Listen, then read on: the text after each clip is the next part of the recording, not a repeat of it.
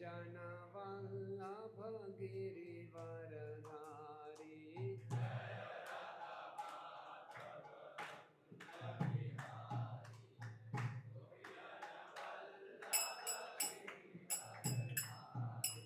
जय राधा माधव कुंज बिहारी गोपी जन वल्लभ गिरिवरधारी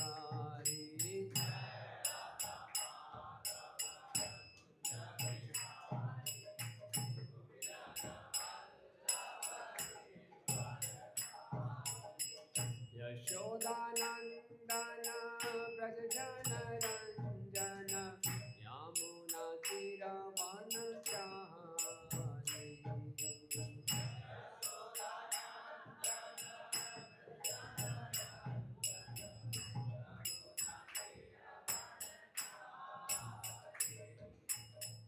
यशोदानंदन ब्रज जन रंजन यमुना तीरवनचारी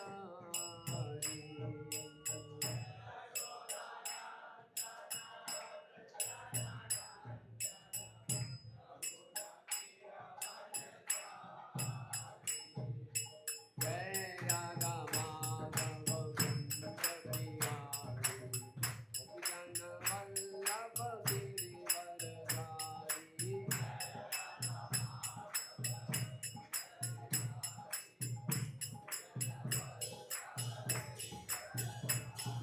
जय राधा माधव कुंज बिहारी गोपी जन Vallabh Girivardhari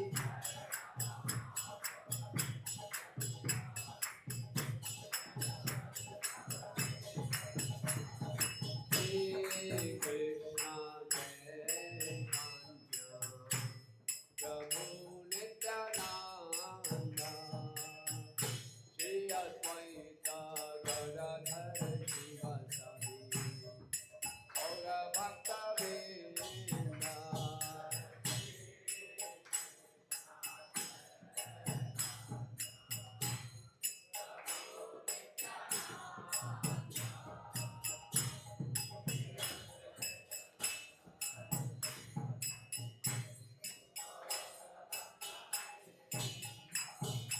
Hare Krishna, Krishna Krishna, Hare Hare, Hare Rama,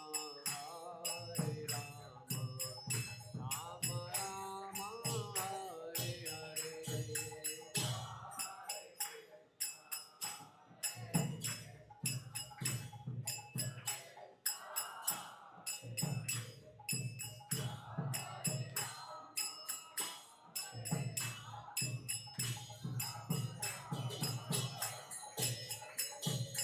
Hare Krishna, Krishna Krishna, Hare Hare, Hare Rama, Rama Rama, Hare Hare.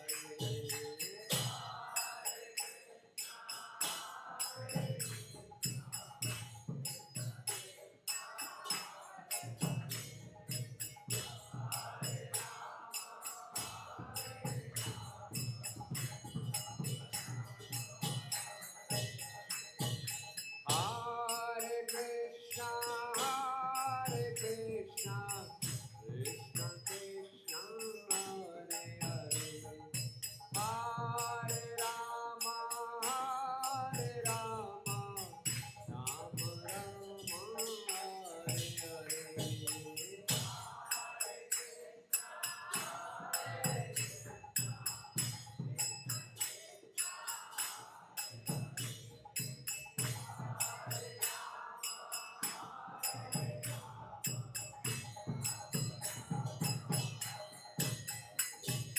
Hare Krishna, Krishna Krishna, Hare Hare, Hare Rama, Rama Hare Hare.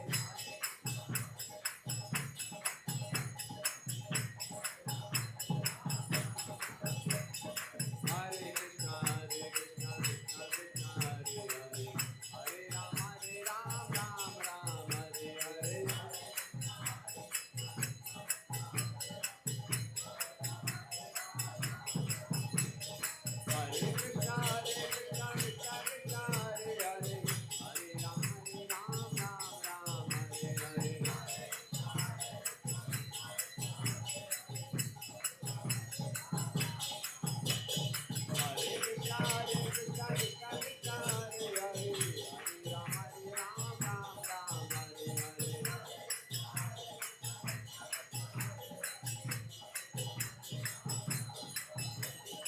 Hare Krishna, Hare Krishna, Krishna Krishna, Hare Hare, Hare Ram, Ram Ram, Hare Hare.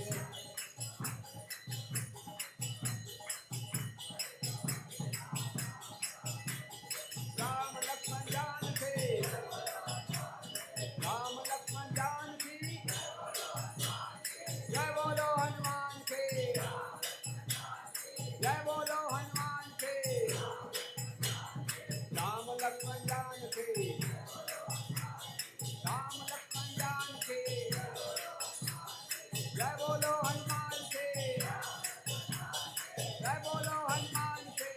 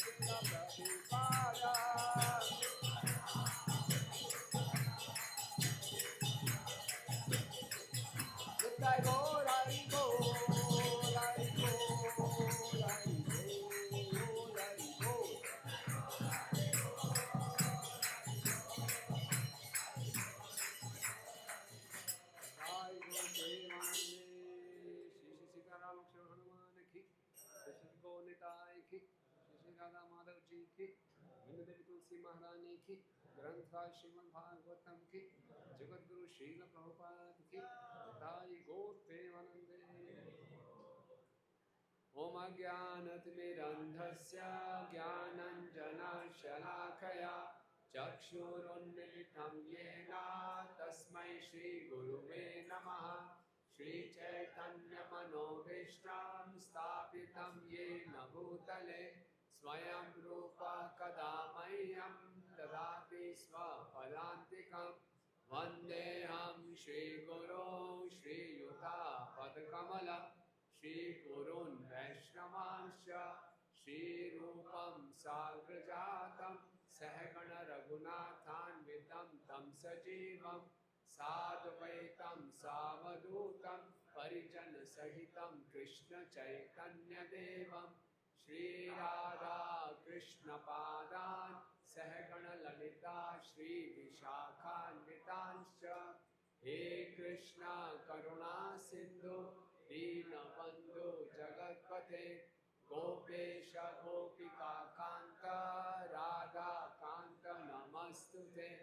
तप्त काञ्चन गौरांगी राधे वृन्दावनेश्वरी वृषभानुसुते देवी प्रणमामि हरिप्रिये। वाञ्छाकल्पतरुभ्यश्च कृपा सिन्धुभ्येव च पतितानां पावनेभ्यो वैष्णवेभ्यो नमो नमः। जय श्री कृष्ण चैतन्य प्रभु नित्यानंद श्री अद्वैत गदाधर श्रीवास आदि गौर भक्त वृंद। हरे कृष्णा कृष्णा कृष्णा हरे हरे, हरे राम राम राम हरे हरे। नमो विष्णुपादाय कृष्ण पृष्ठाय भूतले श्रीमते भक्ति वेदांत स्वामी निति नामिने। नमस्ते सारस्वते देवे गौरवाणी प्रचारिणे निर्विशेष शून्यवादी पाश्चात्य देशकारिणे।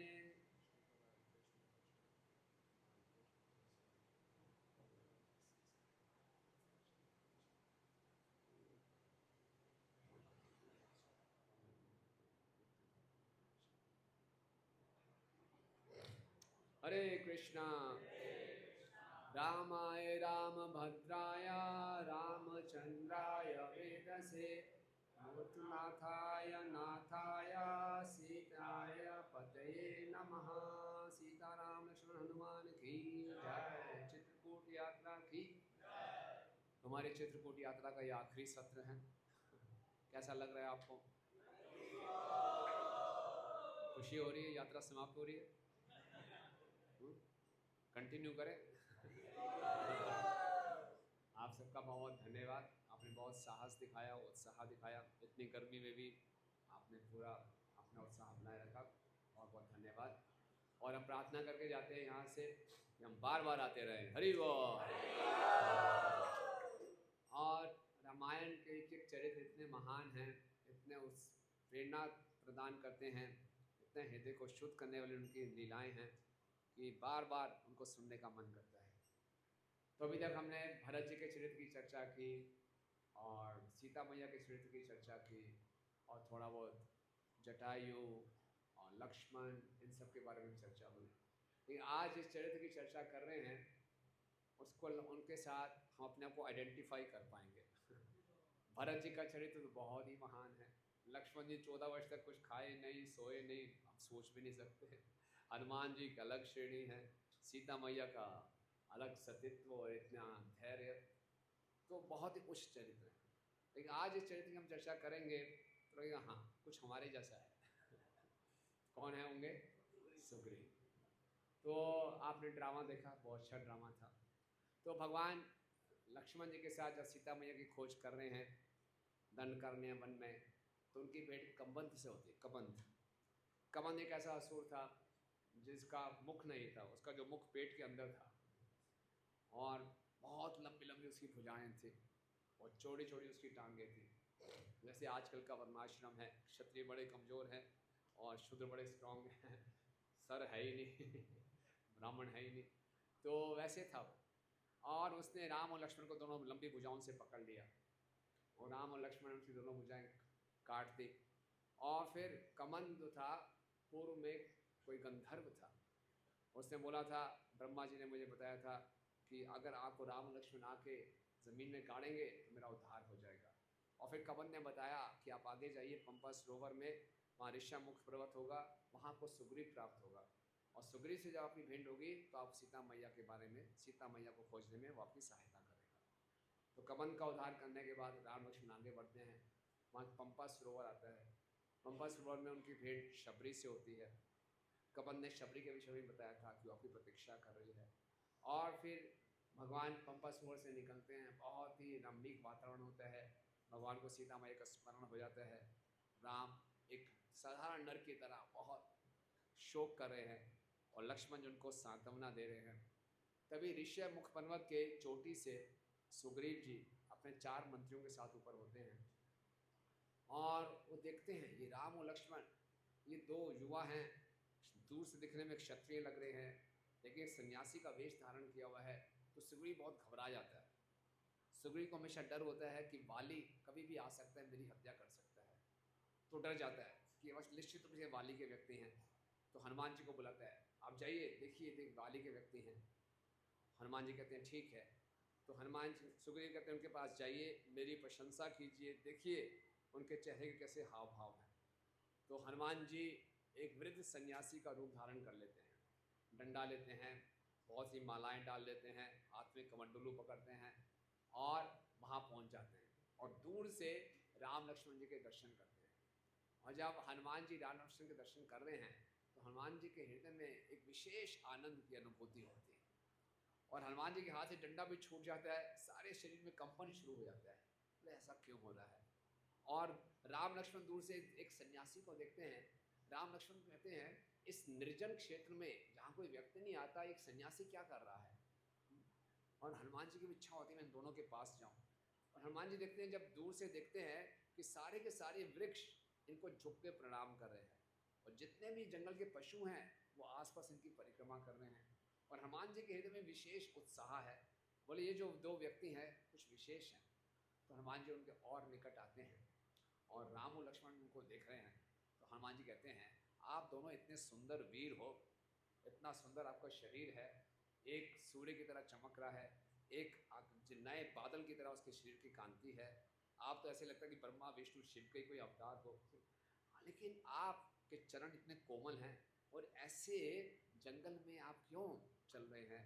और दिखने में आप क्षत्रिय हैं, आपने धनुष भी धारण किया हुआ है और वेश आपने सन्यासी का किया हुआ है, ऐसा क्या है? राम और लक्ष्मण बोलते हैं कैसा सन्यासी? आते ही प्रश्न पूछने शुरू कर दिए। तो हनुमान जी समझ गए, बहुत बुद्धिमान थे कि इनके मन में क्या चल रहा है। बोले देखिए मैं सन्यासी हूँ, मेरा काम है भिक्षा मांगना। मैं जिससे भी भिक्षा मांगने जाता हूँ पहले मैं उसके बारे में जानना चाहता हूँ ताकि उसी की स्तर की भिक्षा मांगूंगा। हम लोग कहीं डोनेशन लेने जाते हैं तो पहले नेट पे व्यक्ति के बारे में चेक कर लेते हैं उसकी क्या कैपेसिटी है, तब उससे उतना डोनेशन मांगते हैं। बोले मैं आपकी क्षमता देखना चाहता हूँ, मुझे कितनी भिक्षा दे सकते हैं? तो भगवान राम ने देखते बोला तुम कैसे भिक्षु को गले पे इतना बढ़िया हीरे का लॉकेट लटकाया हुआ है क्या? तो लक्ष्मण से हनुमान जी पूछते हैं क्या आपको हीरे का लॉकेट दिखाई दे रहा है? लक्ष्मण बोलते हैं नहीं। हनुमान जी बोलते हैं हाँ हीरे का लॉकेट है। तो उसमें हनुमान जी को ऐसा लगता है जैसे उनके पाँव के तले से ज़मीन निकल गई और उनकी आंखों से प्रेमाश्रु बहना शुरू हो जाते हैं और उनको याद आ जाती है ब्रह्मा जी की बात कि जब आप अपने शाश्वत स्वामी से मिलेंगे तो वो उनको खाली ये लॉकेट दिखाई देगा, किसी को नहीं दिखाई देगा। तो हनुमान जी को अपने बचपन की बात याद आती है। अंजनी पुत्र हनुमान जी जब उनका जन्म हुआ था तो एक बार उन्होंने सूर्य को देखा, उनको लगा सूर्य एक सेब है। उनको भूख लगी थी और माँ की गोद से सीधा जंप मारी, सूर्य को खा लिया। अब सोचिए क्या हनुमान जी की शक्ति है। सूर्य को निगल लिया, सूर्य को निगल लिया, पूरे ब्रह्मांड में अंधकार छा गया, हाहाकार मच गया। सब इंद्र के पास गए, बोले क्या हो गया? बोले कोई छोटा सा बानर आ रहा है, सूर्य को निगल गया। इंद्र बोले क्या मजाक कर रहे हो? बोले हुआ ऐसा ही हुआ, तभी तो अंधकार छा गया है। इंद्र ने ऐरावत के बाद बैठ के ऊपर गए, देखें कौन है, तो देखा छोटे से बानर ने सूर्य को निकला हुआ है। हनुमान जी ने देखा ऐरावत को, देखा एक बहुत बड़ा फल है, इसको भी खाता हूँ। हनुमान जी ऐरावत के ऊपर आक्रमण करने लगे तो इंद्र ने अपना वज्र था हाथ में, दूर से वज्र फेंका तो हनुमान जी की ठोड़ी पे लगा ना, तभी उनका नाम पड़ा हनुमान। ठोड़ी में आप देखेंगे हनुमान जी के यहाँ चिन्ह है। तो वो नीचे गिर गए और नीचे गिरे तो उनके मुख से सूर्य निकला, फिर से प्रकाश वापस आ गया। सब लोग इंद्र की जय जयकार करने लगे। लेकिन तभी पूरे ब्रह्मांड में सबका दम घुटने लगा, सांस लेना मुश्किल होगा। क्यों? जो वायु के देवता थे उन्होंने वायु रोक ली। बोले मेरे पुत्र के साथ इतना बड़ा दुराचार, मैं वायु को रोक लूँगा। सारे देवता इकट्ठे हो गए, बोले इनको करो। पहले वायु देव बोला इसको आप पुराना वापस चेतना में लाओ। तो ब्रह्मा जी आए, अपने कमंडलों से जल छड़का, उनको वरदान दिया कि मेरी आयु आपकी आयु की तरह हो जाएगी, आपकी आयु मेरी आयु की तरह लंबी आयु हो जाएगी। अग्निदेव ने बोला आप फायर प्रूफ हो जाओगे। इंद्र ने बोला मैंने आप पर वज्र का आक्रमण किया है, आपका पूरा शरीर वज्र की तरह कठोर हो जाएगा। इसलिए हनुमान जी को क्या बोला जाता है? वज्र अग्नि। और इस प्रकार से सब देवताओं ने बड़े बड़े आशीर्वाद दिए और फिर ब्रह्मा जी ने अंत में एक लॉकेट डाला। बोले ये जो लॉकेट है ये वही देख पाएगा जो आपके शाश्वत स्वामी होंगे, और किसी को दिखाई नहीं देगा। और जिस दिन वो आपको पहचान जाएंगे आपके शरीर में विशेष रोमांच होगा, आपकी एक एक इंद्रिय में प्रेम उत्पन्न हो जाएगा। तो हनुमान जी को मालूम चल गया कि आज मेरे शाश्वत स्वामी, ये हनुमान जी की पहली भेंट है राम जी के साथ। तो हनुमान जी अपने रूप में आ जाते हैं और राम जी को प्रणाम करते हैं। राम जी पूछते हैं आप कौन? हनुमान बोलते हैं मेरा नाम हनुमान है, मैं सुग्रीव का दास हूँ। जैसे ही राम ये सुनते हैं हनुमान से कि मैं सुग्रीव का दास हूँ, राम एक कदम पीछे हो जाते हैं और हनुमान को लगता है बहुत बड़ी गलती हो गई। क्या गलती हुई हनुमान जी से? हाँ, अब तो बोलना चाहिए था आपका दास, लेकिन आदत पड़ी हुई थी क्या कहने का? सुग्रीव का दास, है ना? तो जब भी हम भगवान के पास जाएं या भगवान के शुद्ध भक्तों के पास जाएं तो अपनी भौतिक पहचान नहीं देनी चाहिए। मैं इस कंपनी का मैनेजर हूँ, मैं पीएचडी किया हुआ है, मैंने एमबीए किया हुआ है, नहीं, ऐसे परिचय नहीं देना चाहिए। साधु संतों के पास जाएं, गुरुजनों के पास जाएं तो ये भौतिक परिचय का कोई लाभ ही नहीं है। अगर वो हमसे पूछें तो अलग बात है।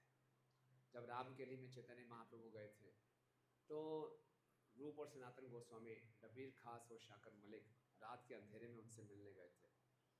तो कोई अपना विजिटिंग कार्ड नहीं पहुंचवाया था, उन्होंने शरण ली थी हरिदास ठाकुर की और नित्यानंद प्रभु की कि हमारी भेंट करा दो चैतन्य महाप्रभु से। तो अपना विजिटिंग कार्ड नहीं भेजा था, प्राइम मिनिस्टर, फाइनेंस मिनिस्टर, नहीं। बोले नीच जाति, नीच कामी, नीच संगी, इस प्रकार से अपना परिचय उन्होंने दिया। इसी प्रकार से हमें करना चाहिए। तो फिर हनुमान जी को लग गया गलती तो हो गई, अब आगे से ऐसी गलती नहीं करूँगा। प्रश्न ये उठता है कि हनुमान जी इतने बुद्धिमान थे, फिर भी वो सुग्रीव के मंत्री क्यों बने? तो इसके पीछे भी कथा है। तो हनुमान जी ने के पिताजी अपने पिता केसरी से कहा कि मुझे शिक्षा प्राप्त करनी है। तो केसरी ने बोला बेटा शिक्षा लेनी है तो टॉप मोस्ट एजुकेशन और सबसे बढ़िया शिक्षा प्राप्त होती है सूर्य के सन क्लासेस होती हैं, सन कोचिंग क्लासेस, वहाँ जाओ। तो हनुमान जी गए सूर्यदेव के पास। सूर्यदेव ने बोला बैच फुल हो गया है ना, 60 लाख ऋषिगण हैं और मेरे रथ पे बैठने की जगह नहीं है। मेरे रथ पे बैठ के सब मेरी क्लास सुनेंगे और मेरा रथ निरंतर चलता रहेगा और क्लास भी चलती रहेगी। हनुमान जी ने बोला क्लास में सबसे महत्वपूर्ण बात क्या होती है? क्लास अटेंड करना है, सुनना है ना। बोले मैं सुनूंगा। बोले ठीक है। सूर्यदेव ने बोला आप सुनोगे लेकिन मेरी 2 कंडीशंस हैं। नंबर क्या? आप हमेशा मुझे फेस करोगे। कई बार हम वक्ता के पीछे बैठ जाते हैं कंस्टेंट होता है, कोई बात जगह कम है, लेकिन जहाँ तक संभव हो वक्ता के सामने बैठना चाहिए। तो सूर्यदेव ने बोला आपको हमेशा मेरे सामने रहना पड़ेगा। दूसरा, मैं एक बारी बोलूँगा, दूसरी बारी दोहराऊंगा नहीं। प्रभु जी दोबारा बोलना समझ नहीं आया, नहीं एक बारी बोलूँगा मैं। हनुमान जी बोला नो प्रॉब्लम। तो सूर्य जी का रथ चलता रहता था और हनुमान जी सामने रहते थे। जो वह रथ मुड़ता था तो हनुमान जी बैक स्ट्रोक करते थे लेकिन उड़ते हुए पीछे हमेशा सूर्य देव का सामना करते थे और बड़े ध्यान से सुना और कुछ ही दिनों में सारे वेद, सारे व्याकरण सब कुछ सीख गए। तो सूर्यदेव बहुत प्रसन्न हुए। फिर सूर्यदेव हनुमान जी बोला मैं आपको क्या गुरु दक्षिणा दे सकता हूँ? तो सूर्य ने बोला मेरे पुत्र हैं सुग्रीव, उनके आप उनकी सहायता कीजिए, उनके मंत्री बने हैं। तो हनुमान जी ने गुरु दक्षिणा के रूप में सुग्रीव जी को अपना स्वामी स्वीकार किया था। तो हनुमान जी को अब लग गया कि मुझे रामदास बनना चाहिए था, मैंने बोल दिया सुग्रीव दास, मैं आगे से गलती नहीं करूँगा। अब हनुमान जी की जब ये बात सुनी तो राम जी ने हनुमान जी का बहुत गुणगान किया। बोले आपकी वाणी में बहुत विशेषता है, आपकी वाणी कोई सुनकर आपका कोई शत्रु भी आपसे प्रभावित हो जाएगा। क्या वाणी में विशेषता है? आपकी वाणी में सरलता है, गहराई है, संवेदनशीलता है, विनम्रता है और आप बिल्कुल जो सार है टू द पॉइंट बात करते हैं। तो ये आप वाल्मीकि रामायण में पढ़ेंगे, बहुत विस्तार में भगवान राम ने हनुमान जी की वाणी का गुणगान किया है। तो बोलना चाहिए तो ऐसे बोलना चाहिए, राइट कहीं किसी को नींद ना आए तो जब ऐसा बोला और फिर बोला कि अगर आप इतने बुद्धिमान हैं तो आपके स्वामी कितने बुद्धिमान होंगे। तो हनुमान जी ने कहा कि आप भी अपना कुछ परिचय दीजिए। फिर लक्ष्मण ने बोलना शुरू किया कि ये दशरथ नंदन नाम है और पिताजी की आज्ञा पे हम लोग वनवास में निकले और उनकी भार्या सीता मैया का अपहरण रावण ने कर लिया और हम सीता को खोज रहे हैं। जब ये सुना और हमें मालूम चला कि सुग्रीव हमारी सहायता कर सकते हैं, हनुमान जी बोला सुग्रीव की भी यही स्थिति है, उसके बड़े भाई बाली ने उसका भी राज्य हड़प लिया है और उसकी पत्नी को भी हड़प लिया है। निश्चित रूप से उसको भी आपकी सहायता चाहिए और आपको उसकी सहायता चाहिए। तो आप बैठिए मेरे दोनों कंधों पे, मैं आपको सुग्रीव के पास ले जाता हूँ। और राम और लक्ष्मण सुग्रीव के कंधे पे बैठते हैं। आपने वो चित्र देखा होगा है ना। और हनुमान जी उड़ के जाते हैं, ऋष्यामुख पर्वत की चोटी पे पहुँच जाते हैं। वहाँ सुग्रीव बहुत घबराए हुए हैं और हनुमान जी उतरते हैं, उनको उतारते हैं, बोले घबराइए मत, ये आपके मित्र हैं, उनके बारे में कुछ बताते हैं। और फिर भगवान राम और सुग्रीव दोनों हाथ मिलाते हैं, गले में लगते हैं और हनुमान जी अग्नि प्रज्वलित करते हैं और दोनों अग्नि के फेरे लेते हैं पहले मित्रता ऐसे कॉन्ट्रैक्ट साइन होता था, अगर आप किसी को मित्र बनाए तो बोले चलो अग्नि प्रज्वलित करो, फेरे लेंगे। और अग्नि के फेरे लेने के बाद उन्होंने बोला कि हमारे सुख दुख एक होंगे।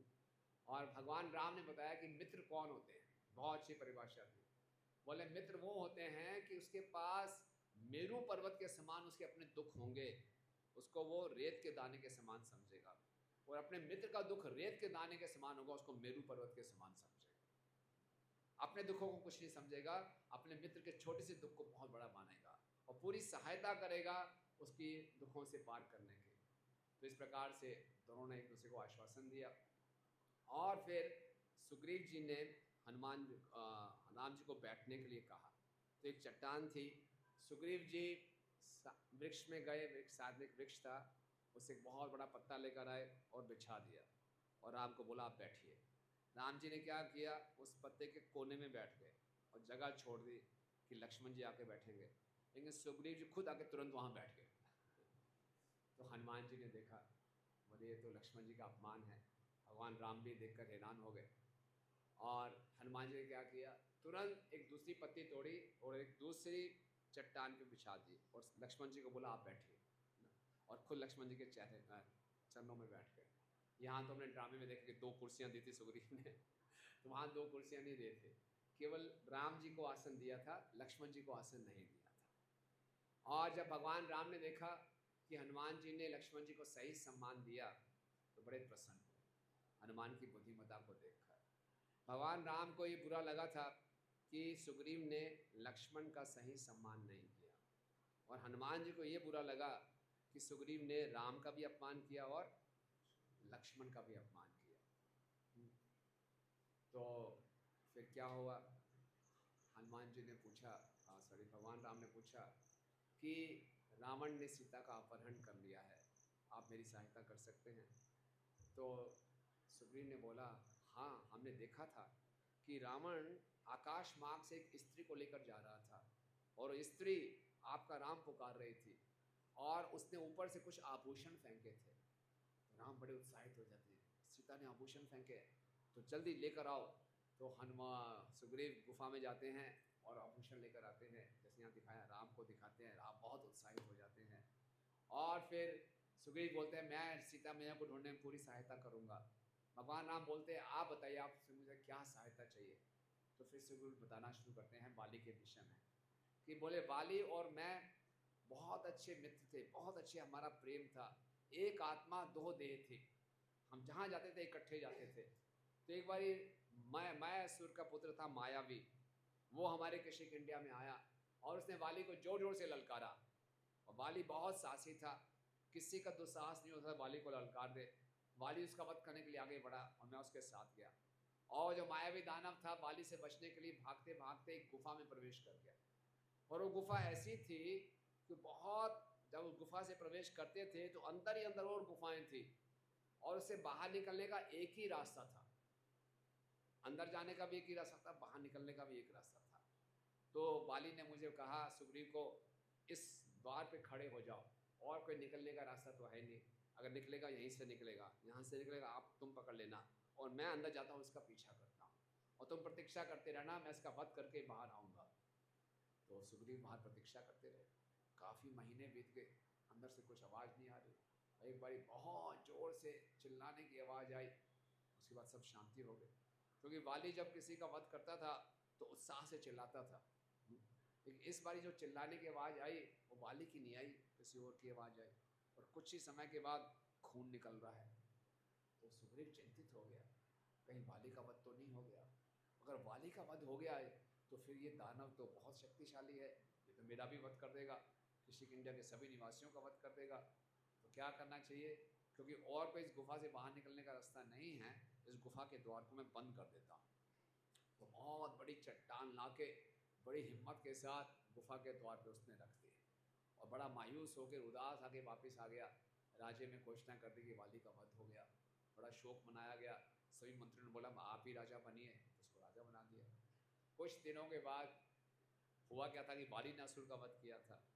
वाली जब वापस आ रहा था, देखा गुफा के द्वार पे चट्टान है इतनी बड़ी, उसने जोर जोर से सुग्रीव को बुलाया, सुग्रीव चट्टान हटाओ, सुग्रीव चट्टान हटाओ। सुग्रीव है ही नहीं वहाँ पे। वाली बड़ा संशय हो क्या रहा है।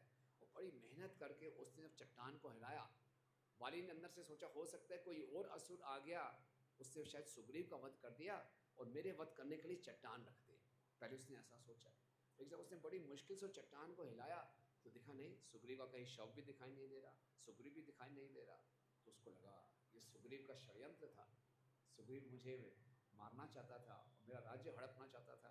और जब वापस अपने राज्य में देखा तो सुग्रीव अपने राज्य सिंहासन पे बैठा हुआ है। तो वाली को बड़ा क्रोध आया और उसने बोला, दुष्ट, तुमने मेरे साथ ऐसे धोखा किया है, और नीचे खींच के उसको लाया। सुग्रीव ने जैसे ही वाली को देखा बड़ा हैरान हो गया, बहुत खुश हो गया कि जैसे मृत व्यक्ति वापस आ गया हो। सुग्रीव उसके पाँव में पड़ा है और उसे खूब पिटाई कर रहा है, तूने मुझे धोखा दिया। वो सुग्रीव की बात सुनने को ही तैयार नहीं, इतनी पिटाई की बेचारे की सुग्रीव बेचारा वहाँ से भाग गया। और तब से वाली उसके पीछे पड़ा हुआ था, जहाँ जहाँ सुग्रीव जाता था वाली उसको खूब मारता था। उसको वहाँ से भगा दिया और उसकी पत्नी का भी अपहरण कर दिया। तो ये बात भगवान राम को उन्होंने सुनाई तो भगवान राम ने उनको आश्वासन दिया। लेकिन यहाँ हम देखते हैं कि गलती किसकी थी, वाले की थी कि सुग्रीव की थी? हाँ?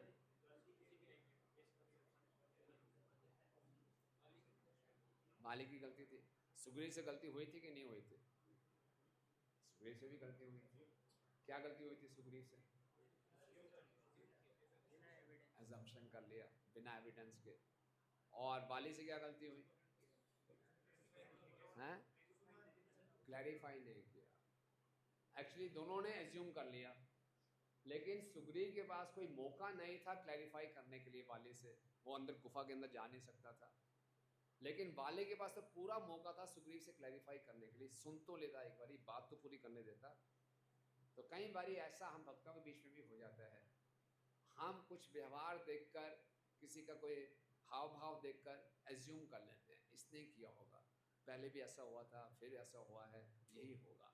और उसके बारे में हम कुछ सोच लेते हैं और हम बहुत बड़ा अपराध कर बैठते हैं। ऐसे हिंदी फिल्में होती थी ना, हिंदी फिल्मों की शुरुआत में छोटी सी गलतफहमी होती थी, एक भाई यहाँ गया, दूसरा भाई यहाँ गया, बिछुड़ गए दोनों, 3 घंटे के बाद मिलते हैं। एक छोटी सी गलतफहमी से 3 घंटे बर्बाद। पता नहीं, अरे पूछ लेते कहाँ गया नहीं, एक वहाँ चला गया, यहाँ चला गया, 3 घंटे सबके बर्बाद हो गए। लेकिन आध्यात्मिक जीवन में एक छोटी सी गलतफहमी हो जाएगी, हमारे कई जीवन बर्बाद हो जाएंगे, हम बहुत बड़े बड़े अपराध कर बैठेंगे। आप भागवतम से कोई उदाहरण दे सकते हैं ऐसी गलतफहमियों का?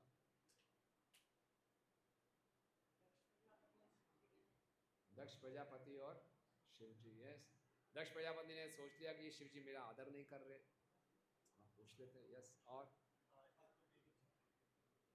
पार्वती और चित्रकेतु, चित्रकेतु ने थोड़ा मजाक कर दिया पार्वती जी से, पार्वती जी, हाँ, श्रृंगी और परीक्षित। यस, हैं, अम्बरीश महाराज और दुर्वासा मुनि। यस, और कोई उदाहरण पीछे से?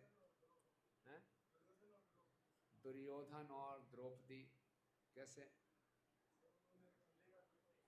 हाँ, तो हंसी थी, वो तो हंसी थी, और भगवान को अच्छा लगा था हंसी, और हंसो, भगवान चाहते थे हंसे,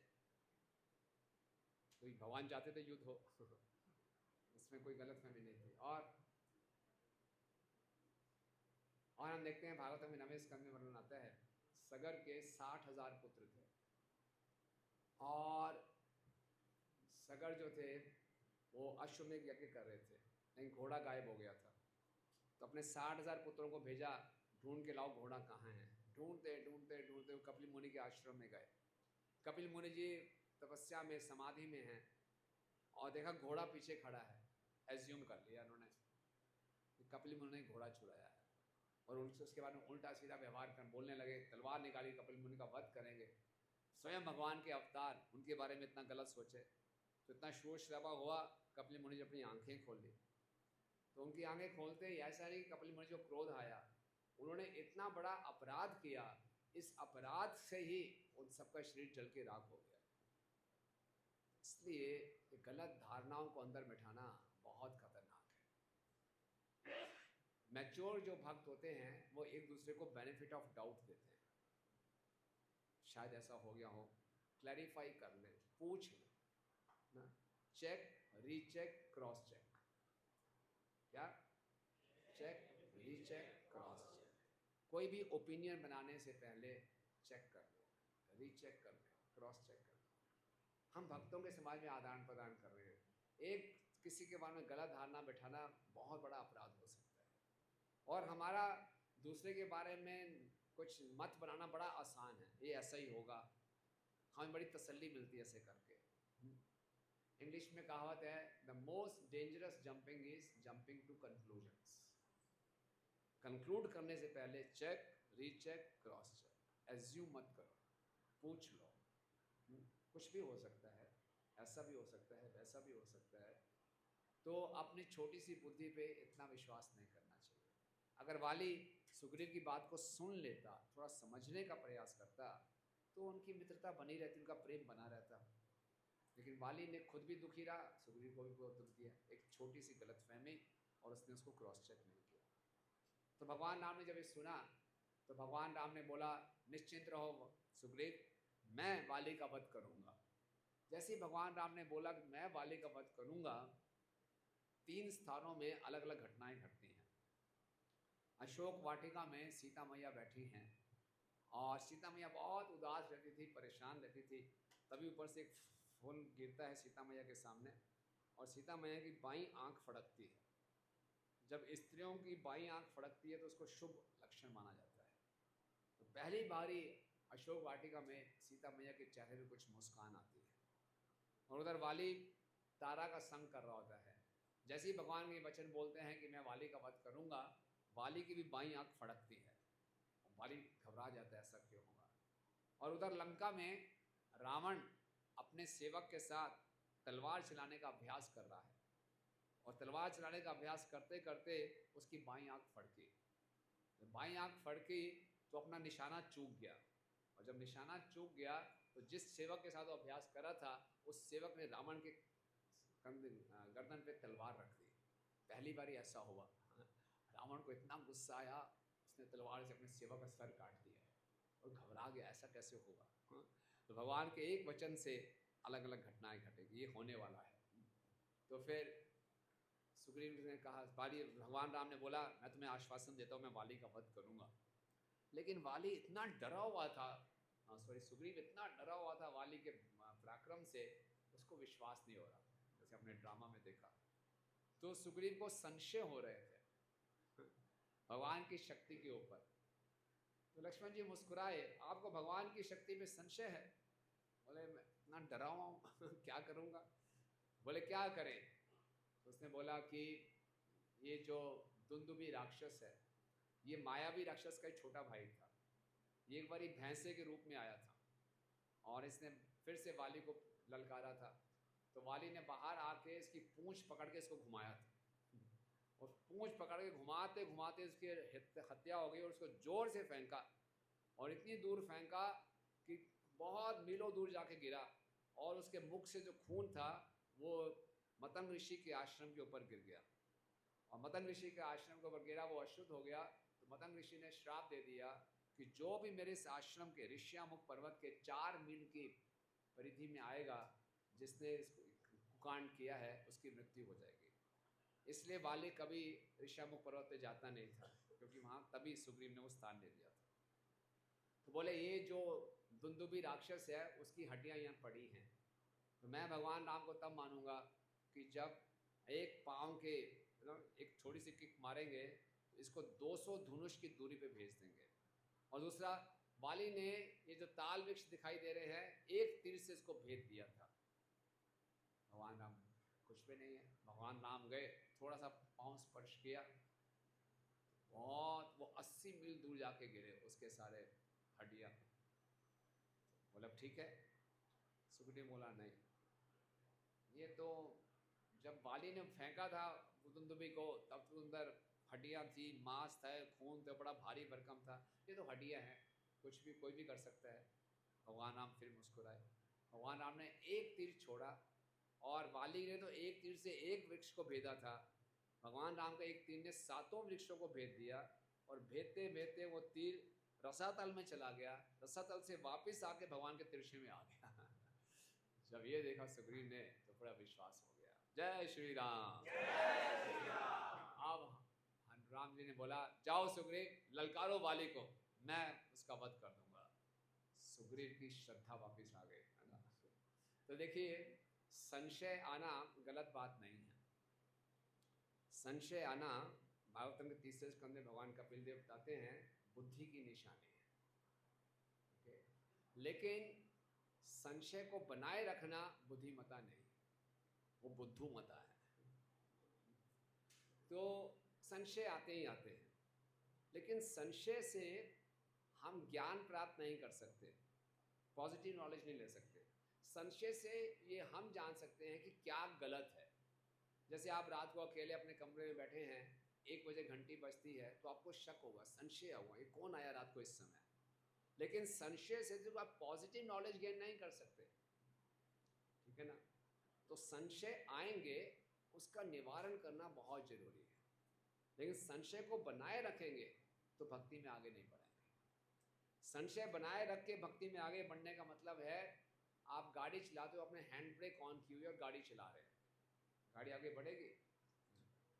इसलिए हम देखते हैं कई भक्तों को कई वर्ष बीत जाते हैं, लेकिन अपने मन में संशय बना के रखते हैं, उसका निवारण नहीं करते अंदर ही अंदर। संशय का मतलब है सम्यक रूपी शम्यति इति संशय, यानी कि जो हृदय में पूर्ण रूप से लेट जाए और श्रद्धा के लिए कोई स्थान ना छोड़े, वो संशय। संशय हमारे दिमाग का काम करते हैं, जो धीरे धीरे हमारी पूरी श्रद्धा खा जाएंगे, ठीक है। तो संशय का निवारण बहुत जरूरी है। 2 प्रकार के संशय होते हैं, एक तो संशय होते हैं बुद्धि के स्तर के, एक संशय होते हैं हृदय के स्तर के। जो बुद्धि के स्तर के संशय होते हैं, जैसे आप भागवतम पढ़ेंगे, 5वां स्कंद पढ़ेंगे, तो पूरी कॉस्मोलॉजी समझाई गई है, बिल्कुल समझ में नहीं आएगी। जो हमने अपने स्कूल कॉलेज में पढ़ा, फिर से उनकी उल्टी है। बोले ऐसे कैसे है ना। एक ऐसा जम्बू द्वीप है, एक ऐसा सुमेरु पर्वत है जो कि त्रिकोण रूप में, ऊपर उसका चौड़ा है, नीचे कम है, सब सोने का पर्वत है। बड़ी अजीब अजीब सी बातें हैं। बोले ऐसा तो कहीं देखा भी नहीं, सुना भी नहीं, पढ़ा भी नहीं, कोई कॉस्मोलॉजी कुछ समझ में नहीं आएगी। उसमें हमारे ब्रेन में संशय होंगे। हरे कृष्णा कृष्णा कृष्णा हरे हरे।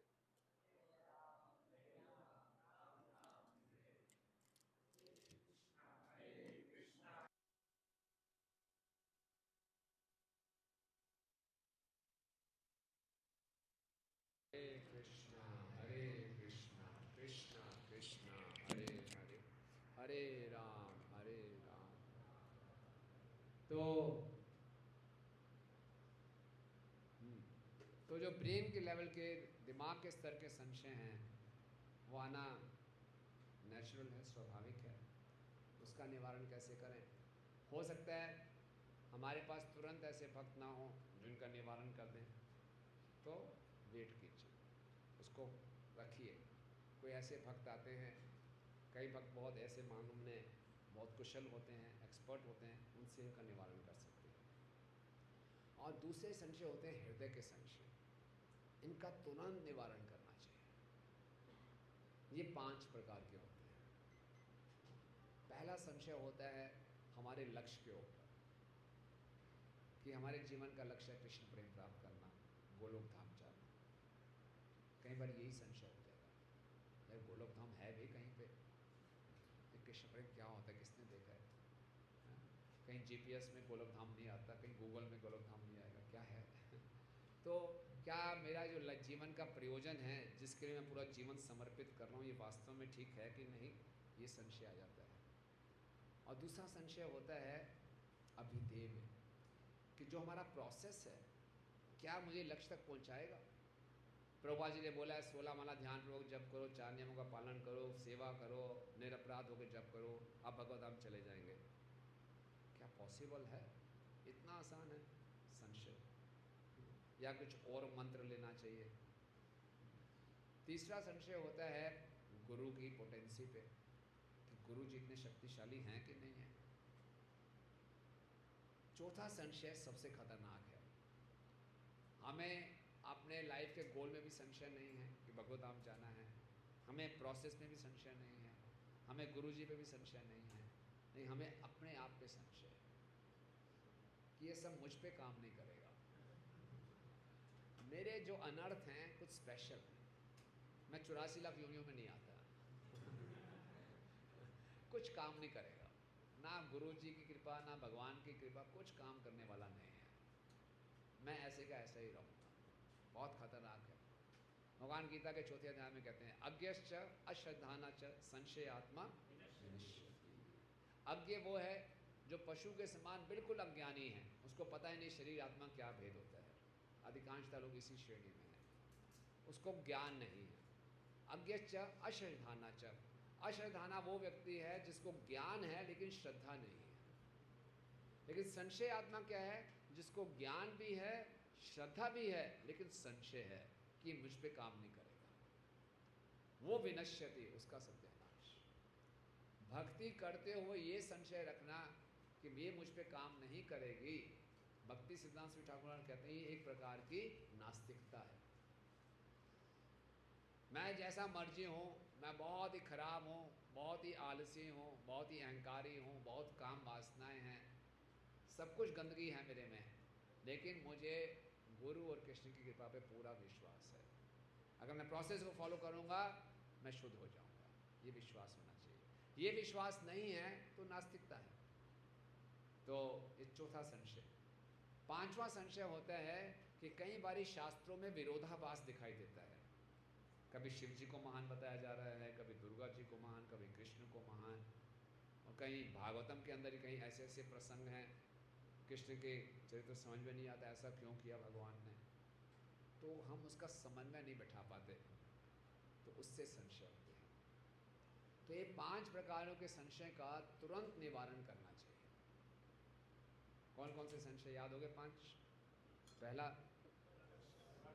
लक्ष्य के ऊपर, दूसरा, तीसरा गुरु की शक्ति पे, चौथा सेल्फ डाउट, सबसे खतरनाक, और 5वां शास्त्रों में कंट्राडिक्शंस। तो इनका निवारण तुरंत कैसे निवारण करेंगे संशयों का?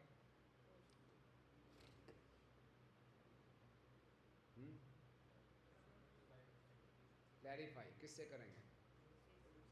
साधु संग। श्रद्धावान लब्धे ज्ञानम तत्पर सहितेन्द्रिय ज्ञान लब्ध पराम शांति अचिरेणादि गच्छति। इसके तात्पर्य में श्रील प्रभुपाद जी बताते हैं श्रद्धा कैसे विकसित होगी? हरि नाम का ध्यान पूर्वक जप करके। जैसे हम हरि नाम का ध्यान पूर्वक जप करेंगे हमारा हृदय शुद्ध हो जाएगा। जैसे हृदय शुद्ध होता जाएगा सारे संशय क्लियर होते जाएंगे और श्रद्धा बढ़ती जाएगी। संशय जो मुख्य उत्पन्न होते हैं वो मिथ्या अहंकार से होते हैं। जितनी ज़्यादा हम देहात्म चेतना में होंगे उतने ज़्यादा संशय होंगे, और जितना हमारा हृदय शुद्ध होता जाएगा संशय कम होते जाएंगे, श्रद्धा बढ़ती जाएगी। और जब श्रद्धा बढ़ती जाएगी तो क्या होगा? उत्साह आ जाएगा। भक्तिनाथ ठाकुर जी बताते हैं श्रद्धा का जीवन है उत्साह। कोई व्यक्ति बोलते हैं हम तो बड़े श्रद्धालु हैं, श्रद्धालु तब होगा जब वो सेवा के लिए उत्साहित होगा। श्रद्धा से उत्साह आता है, श्रद्धा से साहस आता है, कुछ भी कर सकते हैं। ओके, अब देखिए श्रद्धा का मतलब क्या है। हम में से किसी ने गोलोक धाम देखा नहीं है, लेकिन श्रद्धा है। और जैसे जैसे हम हरि नाम का जप कर रहे हैं, भक्तों का संग कर रहे हैं, हमारा उत्साह बढ़ता जा रहा है, साहस बढ़ता जा रहा है। अभी हम इतनी गर्मी में यहाँ आए हैं, चलो परिक्रमा करें, कर लेंगे, और भी कष्ट सह लेंगे, क्योंकि श्रद्धा है। ठीक है ना? जिसमें श्रद्धा नहीं होगी वो ढीला होगा, क्या जरूरत है यार, आराम से करेंगे, देखी जाएगी ना। ये श्रद्धा की कमी है। तो श्रद्धा की शुरू शुरू में हम श्रद्धा की कमी होती है, कई संशय होंगे, लेकिन जैसे जैसे भक्तों के संग में कथा सुनेंगे, हरि नाम का ध्यान पूर्वक जप करेंगे, जैसे जैसे हृदय शुद्ध होता जाएगा श्रद्धा बढ़ती जाएगी, और यही श्रद्धा बढ़ते बढ़ते क्या बन जाएगा? प्रेम बन जाएगा। राइट? तो अब सुग्रीव को श्रद्धा आ गई कि राम मेरी रक्षा कर सकते हैं, अब उसको उत्साह भी आ गया, साहस भी आ गया। बाली के बाहर गया, बाली बाहर आओ, छोड़ूंगा नहीं। बाली बड़ा हैरान हो गया, अरे मुझसे डर डर के भागता था, कहाँ से इतनी हिम्मत आ गई इसमें। बाली को बड़ा गुस्सा आया, अभी अभी निपटा के आता हूँ, ये तो मेरे पास खुद ही आ गया, अच्छी बात है, अब छोड़ूंगा नहीं इसको। और युद्ध शुरू होता है, बाली खूब पिटाई करता है, और सुग्रीव तो देख रहे हैं बस अभी राम ने हत्या की, अभी राम ने हत्या की, राम मार ही नहीं रहे बाण। खूब पिटाई होती है, बाली को लगा अब क्या हो गया भाई, अब तो मर जाऊंगा मैं। बड़ी मुश्किल से भाग के आता है वापस राम की शरण में। बोले कैसी मित्रता है, इतने बड़े बड़े डायलॉग बोले थे आपने, वो कहाँ क्या कर दिया आपने, तो पिटवा दिया, तो मरने वाला था मैं। भगवान राम ने बोला मैं क्या करता, मैं तीर नहीं छोड़ता। बोले क्यों? बोले आप दोनों भाई दिखने में एक जैसे लगते हो। अच्छा ऐसी बात है, लेकिन ऐसी बात नहीं थी, इसका गहरा तात्पर्य है। एक बानर था नील, उसने हनुमान जी से पूछा ऐसा तो है नहीं, भगवान राम ने ऐसा क्यों बोला? क्योंकि बाली ने तो इंद्र का पुत्र था, और इंद्र ने बाली को एक हार दिया था, और जब तक वो हार उसके गले में रहेगा कोई उसको मार नहीं सकता था।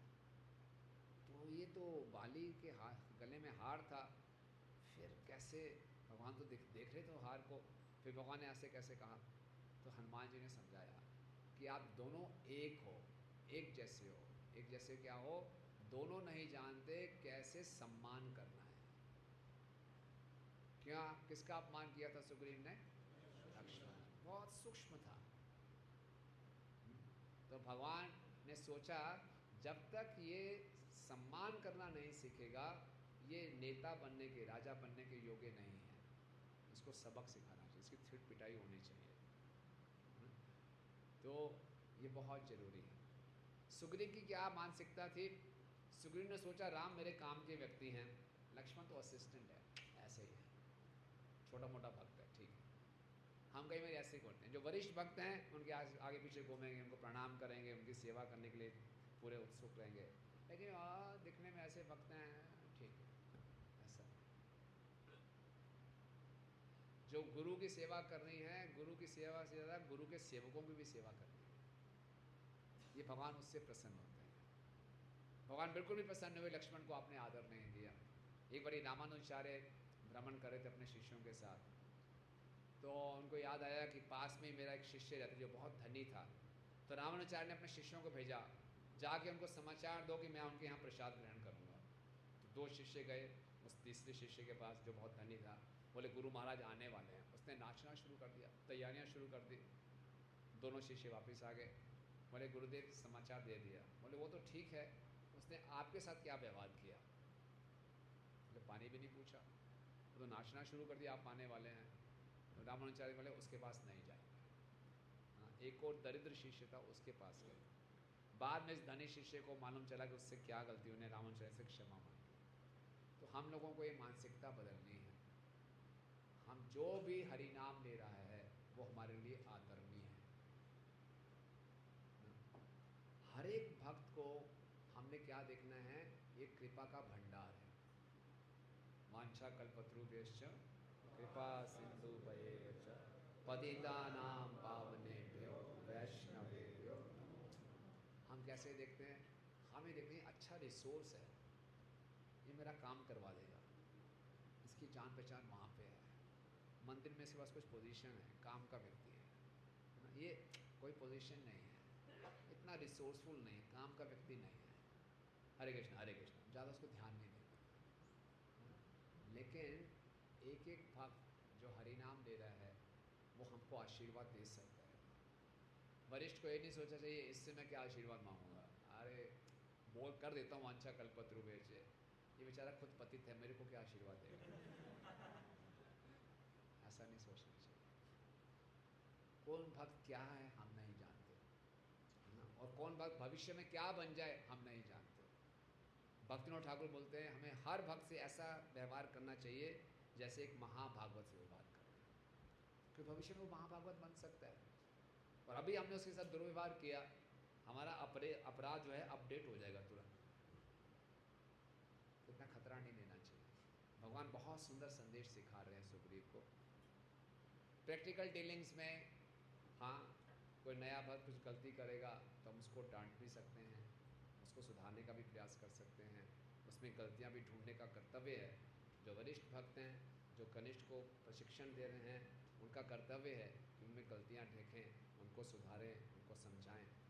लेकिन ये ना समझें कि वो पतित है, उसकी सहायता, उसकी सेवा करें। बाद में हो सकता है वो उनसे भी आगे उन्नत हो जाए। ऐसे बहुत से हमने केसेस देखे भी हैं। तो ये भक्तों के बीच में व्यवहार करना हमें सीखना बहुत आवश्यक है। ये बहुत सटल चीज़ें हैं। हनुमान जी समझ गए थे, सुग्रीव नहीं समझ पाया। और जितना हम चेतना हमारी उन्नत होगी, इन सूक्ष्म बातों को हम जल्दी ग्रहण कर लेंगे। और जितना हमारी चेतना उन्नत नहीं होगी, हमें बात समझ में नहीं आएगी। तो हनुमान जी को समझ में आ गई थी, तभी राम भी बड़े प्रसन्न हुए थे हनुमान के व्यवहार से। तो फिर राम ने बोला, सुग्रीव दोबारा जाओ। बेचारा टूटा फूटा था, बड़ी मार पड़ी हुई थी। तो भगवान राम ने अपना दिव्य हाथ उसके शरीर पर रखा, सारी थकावट दूर हो गई। और बोले, अब जाने से पहले क्या करो, लक्ष्मण जी को प्रणाम करो, इनकी गले की माला लेकर जाओ। तो उनको झुकना पड़ा लक्ष्मण जी के आगे, और लक्ष्मण जी ने अपने गले की माला डाली। तो लक्ष्मण जी गुरु तत्व हैं। जब तक गुरु किसी शिष्य को स्वीकार नहीं करेंगे, भगवान डायरेक्टली उसको स्वीकार नहीं करेंगे, है ना। कोई भी जीव की अप्रोच डायरेक्टली भगवान के पास नहीं है, गुरु के माध्यम से है। तो लक्ष्मण जी ने माला डाल दी। अब सुग्रीव फिर गया, बाली बाहर आओ।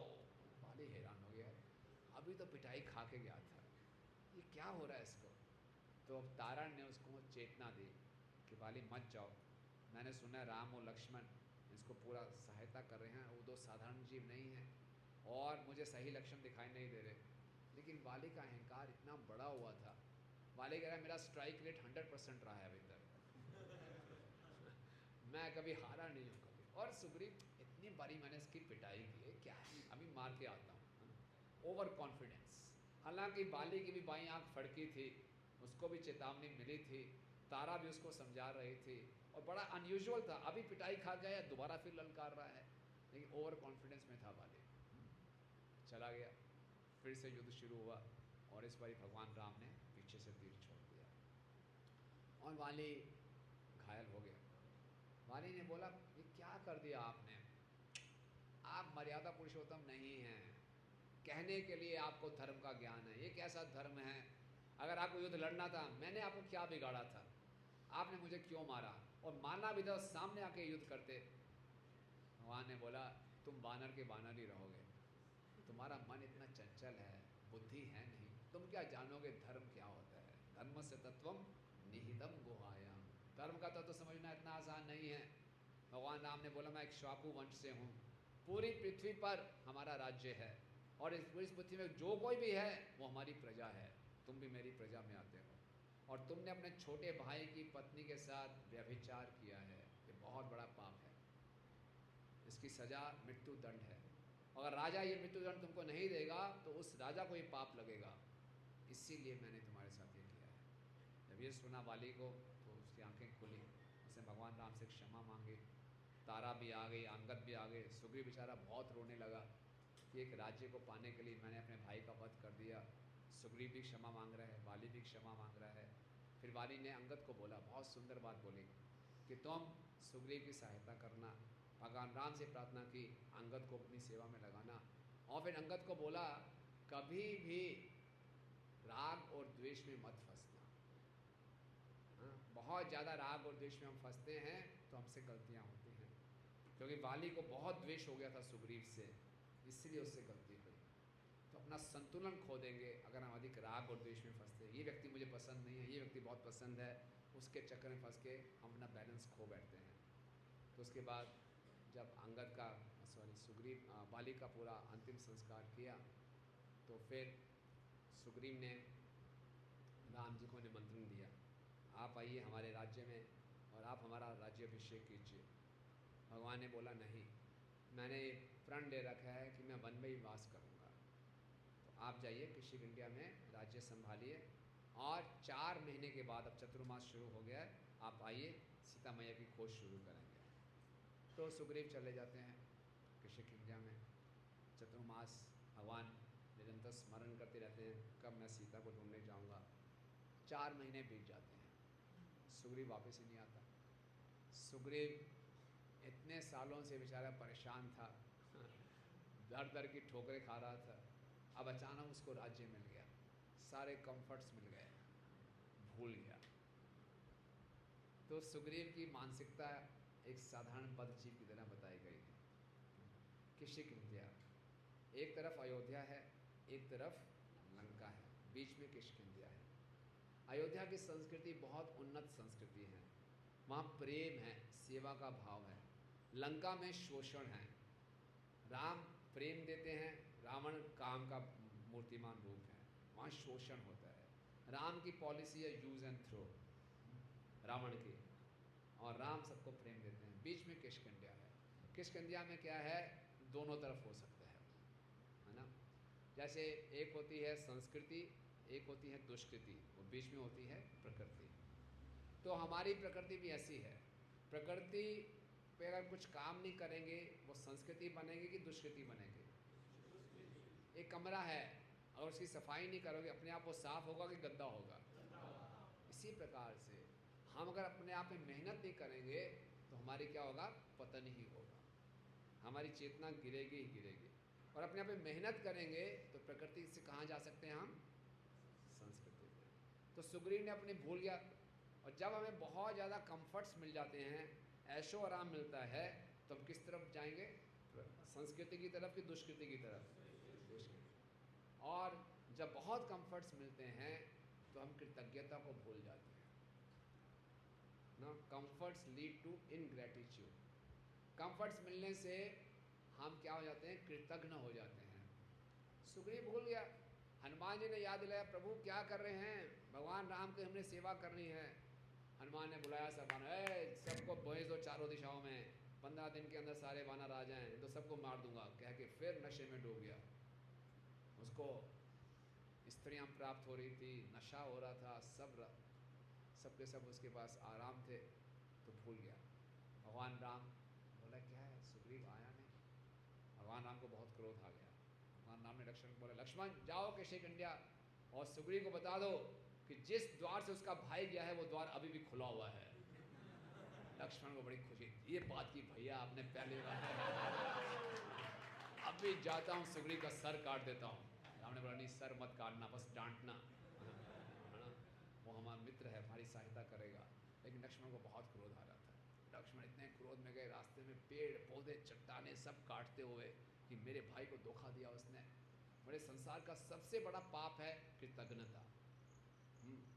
जो व्यक्ति के ऊपर हमने कृपा की उसको भूल जाए, उससे बड़ा कोई पापी नहीं है।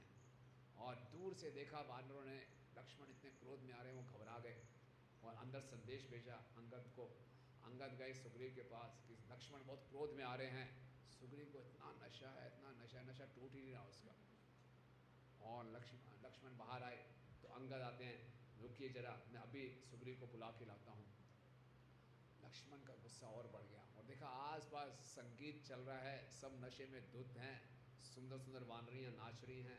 बोले वहाँ राम इतने कष्ट में है और ये इतने ऐशो आराम में पड़ा हुआ है, सुग्रीव से उठा ही नहीं जा रहा इतने नशे में। तब आके तारा बोलती है, सुग्रीव जब थोड़ा सा नशा टूटता है उसकी हिम्मत नहीं आ सामने जाए, तो तारा को बोलते हैं तुम जाओ। तो तारा आती है सामने, लक्ष्मण के पड़ती है। बोले बड़े बड़े ऋषि मुनि का पतन हो जाता है, ये तो वानर है, बेचारे ने इतना कष्ट सहा था, अब अचानक इतना आराम मिल गया, भूल गया, लेकिन दिल का अच्छा है, माफ़ कर दो। तो हमारा सिद्धांत बताता है कि माया की 2 प्रकार की शक्तियाँ होती हैं। एक शक्ति होती है आवरणात्मिका शक्ति। आवरणात्मिका शक्ति क्या करती है, ज्ञान को ढक देती है। दूसरी शक्ति क्या होती है, प्रेक्षात्मिका शक्ति। वो क्या करती है, हमें नीचे खींचती है। तो भक्तों के ऊपर जो हम भक्ति एक साधक होते हैं, हमारा ज्ञान नहीं ढकती, हमारी प्रेक्षात्मिका शक्ति हमें नीचे खींच लेती है। माया भक्तों को ये बोलती है इतनी जल्दी क्या है, आराम आराम से करेंगे, और अभक्तों को बोलती है क्यों भक्ति कर रहे हो। तो सुग्रीव के साथ स्थिति है, हम लोगों के साथ भी ऐसा हो जाता है। आप में से कितने लोगों के साथ ऐसा होता है कि कभी कभी हम स्मार्टफोन के चक्कर में फंस जाते हैं, भूल जाते हैं अपने कर्तव्य को ना, कितना टाइम वेस्ट कर देते हैं। ऐसी बहुत सी टेम्पटेशंस होती हैं, उन टेम्पटेशंस में फंस के अपने असली कर्तव्य को हम भूल जाते हैं। बहुत ज़्यादा ऐशो आराम होता है तो अपना पर्पस हम भूल जाते हैं। सुग्रीव अपने जीवन के लक्ष्य को भूल गया। तो हर एक साधक को सुग्रीव शिक्षा दे रहे हैं, ऐसे वातावरण से बचें जो हमें भगवान को भुला दे, ऐसे टेम्पटेशन से बचें, जीवन में इतने ऐशो आराम मत रखें, सादा जीवन जिएं ताकि लक्ष्य पे केंद्रित रहें। सुग्रीव लक्ष्य को भूल गया, इतने ऐशो आराम में फंस गया, लक्ष्य को भूल गया। तो लेकिन सुग्रीव के ऊपर कृपा क्या हुई, गुरु की कृपा हुई। गुरु ने आके डांटा तो उसको याद आया, आंखें खुली। फिर सुग्रीव जाते हैं राम के पास और उसी समय सुग्रीव हनुमान को बोलते हैं सब जगह खबर भेजा दो, समाचार भेजो, चारों दिशाओं से बड़े बड़े वानर ऋष सब आ जाएं, 15 दिन के अंदर सबको इकट्ठा होना है, नहीं तो सबका सर काट दूंगा। और बड़ी बड़ी सेनाएं लेकर सब आ जाते हैं, बहुत बड़ी बड़ी सेनाएं। रामायण में वर्णन आता है वानर सेना पता कितनी थी? 10⁻67। कितनी? यानी कि 100 में 2 ज़ीरो हैं, एक के आगे आप 67 ज़ीरो लगाओ, उसकी काउंट भी क्या करो, खरब खरब क्या है पता नहीं, उसकी फिर काउंटिंग भी अलग बताई गई है रामायण में। पुष्प है, पद्म है, शंख है, ऐसा ऐसा करके कौन उसका गणना है। 10⁻67 सारे वानर चारों तरफ से इकट्ठे हो गए और फिर सुग्रीव ने उनको 4 भागों में बांट दिया, 4 दिशाओं में सबको भेजा और सबको टारगेट दे दिया, 1 महीने के अंदर खबर चाहिए मुझे वापस। ओके। और सुग्रीव को सबसे ज़्यादा थी आशा थी दक्षिण दिशा से, तो दक्षिण दिशा की पार्टी सबसे स्ट्रांग थी, उसमें हनुमान, अंगद, जामवान थे। और हनुमान भगवान राम से मिलते हैं और भगवान राम बोलते हैं हनुमान मुझे आप पे बहुत आशा है। और फिर हनुमान को भगवान राम ने वो सीता मैया की मुद्रिका दी कि आप इसको ले जाओ। और जब हनुमान चारों पार्टियाँ सब निकल जाती हैं तो फिर राम सुग्रीव से पूछते हैं तुमने सारे पार्टीज़ का इतना अच्छा मार्गदर्शन किया, उत्तरी दिशा में जाओ, पूर्वी दिशा में जाओ, पूरा विस्तार में समझाया, यहाँ जाना वहाँ जाना, ऐसा पर्वत आएगा, ऐसा सागर आएगा, उसके वहाँ जाना, बोले इतना विस्तार तुम्हें कैसे मालूम है? सुग्रीव ने बोला बाली ने मुझे बहुत भगाया है इसलिए पूरे भूगोल को मैं जानता हूँ तो कहने का अर्थ क्या है कि जो भी हमारा ज्ञान है उसको हम भगवान की सेवा में लगा सकते हैं, वो कभी व्यर्थ नहीं जाता। तो सुग्रीव जब राली से बचने के लिए उधर भाग रहा था, वो ज्ञान उसने भगवान की सेवा में लगाया। ठीक है। उसके बाद हम जानते ही हैं कि सब पार्टियाँ वापस आ जाती हैं। हनुमान जी की पार्टी को भी 6 हफ्ते लग जाते हैं, 1 महीने से ऊपर हो जाता है और सब निराश हो जाते हैं, कैसे करेंगे, सीता मैया कुछ पता ही नहीं चल रहा और सारे वानर इतने उदास हो जाते हैं। अंगद बोलते हैं वापस जाऊंगा तो वैसे ही सुग्रीव ने सर काट देना है, तो वापस क्या जाना, यहीं पे आत्महत्या कर लेते हैं और सब बैठ जाते हैं आत्महत्या करने के लिए। हनुमान खूब समझाते हैं, अगर लीडर ऐसा, अंगद लीडर था, अरे लीडर इतना डिप्रेस हो जाएगा तो क्या होगा, समझ नहीं आ रही थी। तो सब ऐसे बोले, अंगद ने बोला ये सब कैकेयी के कारण हुआ है, कैकेयी के कारण ही भगवान राम वनवास में आए और भगवान राम से सीता का अपहरण हुआ, कैकेयी के कारण ही जटायु का वध हुआ। जैसे सुना जटायु का वध हुआ, उसी वृक्ष के ऊपर संपत्ति बैठे थे, जटायु के बड़े भाई। ओ जटायु, संपत्ति ने पहले ही बोल दिया था, जब ये बोल रहे थे सब कि हम यहाँ पे आत्महत्या कर लेंगे, तो संपत्ति ने बोला अच्छी बात है, काफ़ी कुछ खाने को मिल जाएगा मुझे तो वही संपत्ति बोला किसका नाम लिया आपने, किसका नाम लिया, बोले जटायु का नाम लिया। तो संपत्ति के भी पर जले हुए थे, बोले थोड़ा मुझे नीचे उतारो, मैं तुम्हें बताऊँगा सीता मैया कहाँ है। तो फिर वो बताते हैं कि सीता मैया रावण समुद्र के पार ले गए हैं, फिर हनुमान जी समुद्र जंप करके जाते हैं। तो यहाँ हम सुग्रीव के चरित्र से बहुत कुछ सीखते हैं। भगवान ने सुग्रीव को अपने मित्र के रूप में स्वीकार किया और लेकिन सुग्रीव हमें सिखा रहे हैं कि कभी भी अगर हम थोड़े से भी असावधानी बरतेंगे तो हम भगवान को भूल सकते हैं। इसलिए ऐसे वातावरण से हमें बचना चाहिए और हमेशा अपने आप को भक्तों के संग में रखना चाहिए, गुरु के निर्देशों को याद रखना चाहिए। जितना जीवन हम सरल रखेंगे उतना हम पर्पस पे फोकस रहेंगे, नहीं तो बहुत सारे जो कंफर्ट्स हैं उससे हम अपने पर्पस को भूल जाएंगे, जो हम पे कृपा हुई है उसको भी भूल जाएंगे। कितनी मदद की भगवान राम ने सुग्रीव की, लेकिन उसको भूल गए। दूसरा सुग्रीव हमें सिखा रहे हैं कि हमें संशय नहीं रखना चाहिए, संशय का तुरंत निवारण करना चाहिए। और तीसरा सुग्रीव क्या सिखा रहे हैं सुग्रीव के चरित्र से कि गुरु के साथ साथ गुरु के सेवकों का भी हमें सम्मान करना चाहिए। ठीक है, हरे कृष्णा। इसका प्रश्न या टिप्पणी है?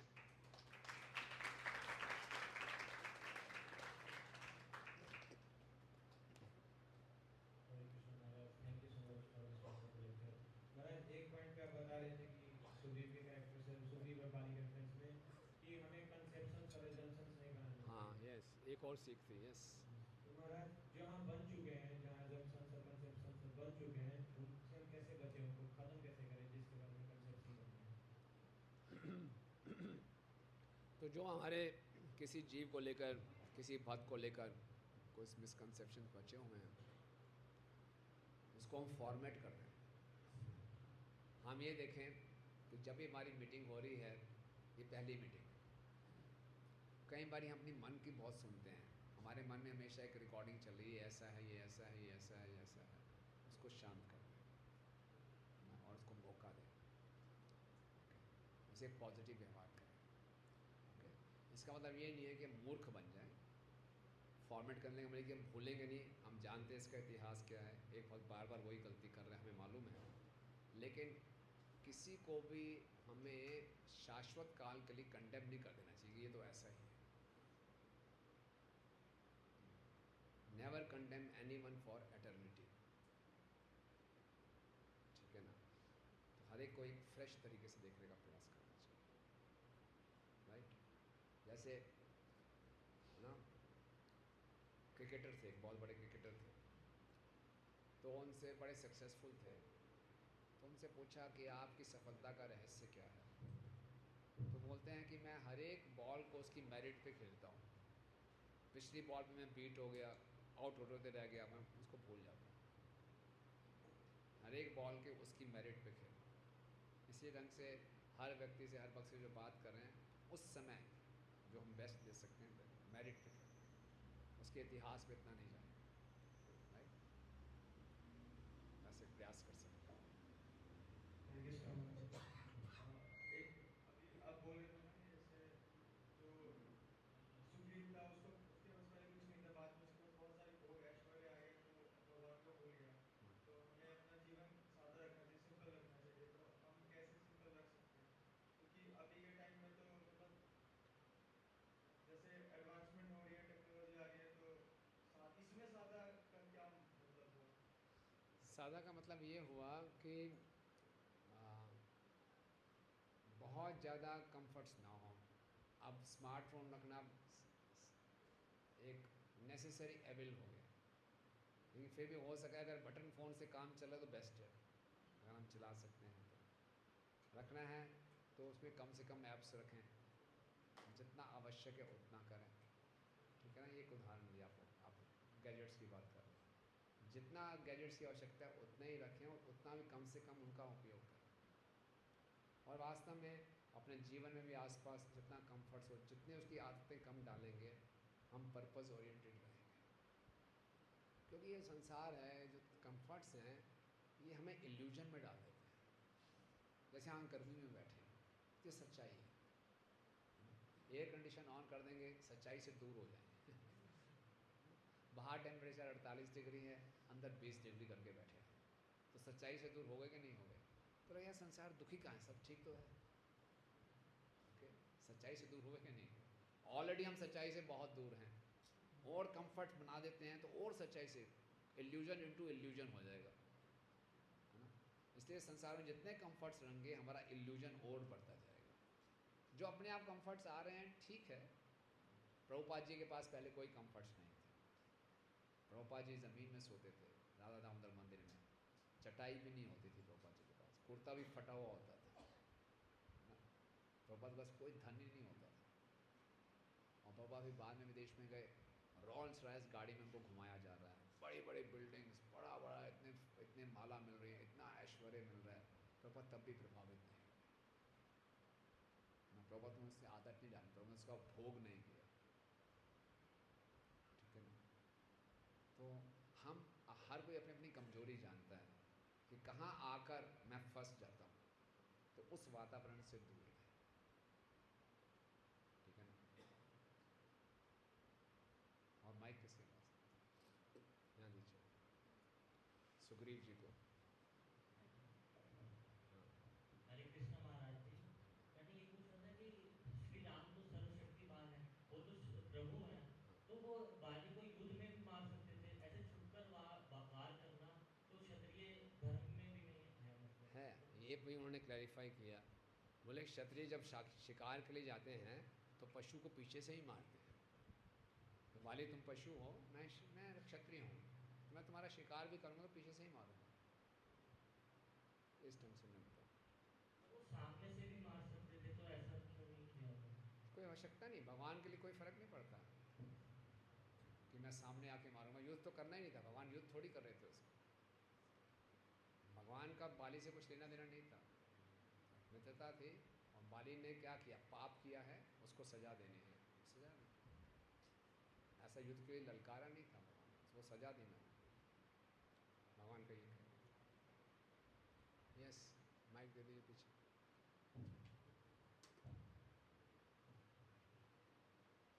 प्रणाम महाराज। महाराज, जैसे आपने मित्रता के बारे में बताया था कि मित्र का जो दुख होता है उसको पर्वत के समान लेना चाहिए हम लोग। अगर महाराज कोई मित्र हमारे कष्ट में है या उसकी जैसे तबीयत खराब है और उसी टाइम हमारी क्लास भी है, तो हमको किसको प्रायोरिटी देनी चाहिए? अच्छा क्वेश्चन है। तो देख सकते हैं वो कैसे कष्ट में है, तो मेरा उस कष्ट में उसके साथ रहने से उसका कुछ कष्ट कम होगा, तो देख सकते हैं किस प्रकार का कष्ट है, कैसी इमरजेंसी है। वो विश्राम कर रहा है तो मैं आके क्लास अटेंड कर सकता हूँ, उसको मेरी बहुत आवश्यकता है, फिर हम देख सकते हैं, निर्भर करेगा परिस्थिति के ऊपर।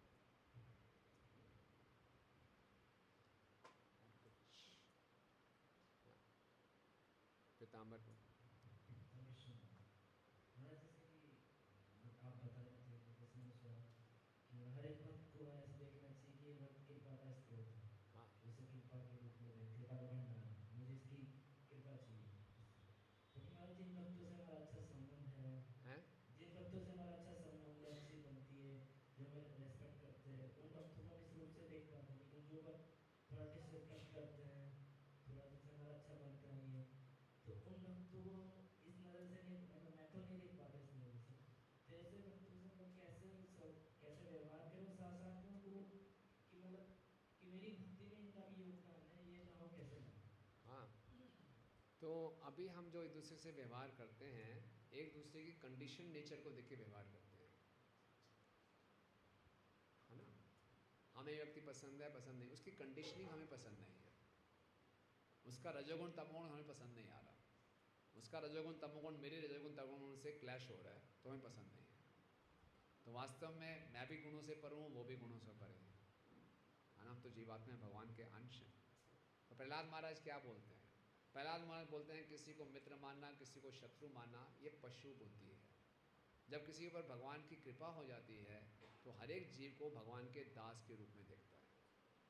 तो ऐसा विजन, ऐसी दृष्टि कब आएगी, जब भगवान की हम पे कृपा हो जाएगी, ठीक है ना। तो हम उस कृपा को कैसे प्राप्त करेंगे, हम भगवान से प्रार्थना करेंगे और प्रयास करेंगे कि हर भक्त को जब हम वास्तव में वांछा कल्पतरु करते हैं तो हृदय से करने का प्रयास करेंगे। उसने मेरे साथ दुर्व्यवहार किया, उसको मेरी कंडीशनिंग अच्छी नहीं लगी ना, मुझे भी उसकी कंडीशनिंग अच्छी नहीं लग रही, लेकिन वास्तव में तो कंडीशनिंग तो इल्यूजरी है ना, वो स्वास्तिकता तो है ही नहीं। हमारी जो कंडीशनिंग है वो हमारे पे मिट्टी है, कीचड़ लगा हुआ है, वो तिल नहीं है। एक होता है तिल, तिल को जितना मर्जी मिटाओ मिटेगा नहीं, मिट्टी लगी वो मिट जाएगी। तो कंडीशनिंग कभी भी दूर हो सकती है। तो एक दूसरे को हम लोअर नेचर से जज ना करें, ये बहुत आलसी है, ये ऐसा है, वे वैसा है, उसकी कंडीशनिंग ऐसी है, वो कभी भी दूर हो सकती है। वो प्रयास कर रहा है, हॉस्पिटल में है, लेकिन उसके प्रयास बहुत अच्छे हो सकते हैं। भगवान ये देखेगा कि इतने तमोगुण में होते हुए भी इतना प्रयास कर रहा है, वेरी गुड। और हो सकता है कोई सत्वगुण में हो, उसके प्रयास कम हो, वो अपने आप में संतुष्ट है, बहुत अच्छा भक्त हूँ।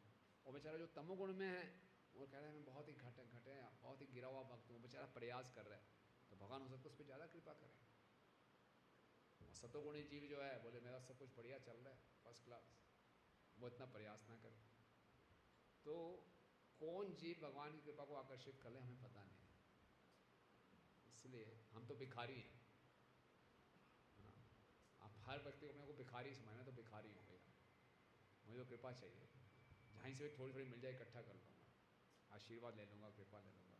तो इस प्रकार से हमें देखने का प्रयास करना चाहिए। इट्स नॉट ईजी, लेकिन सिद्धांत यही है और इस तरफ हमें बढ़ने का प्रयास करना है, ठीक है।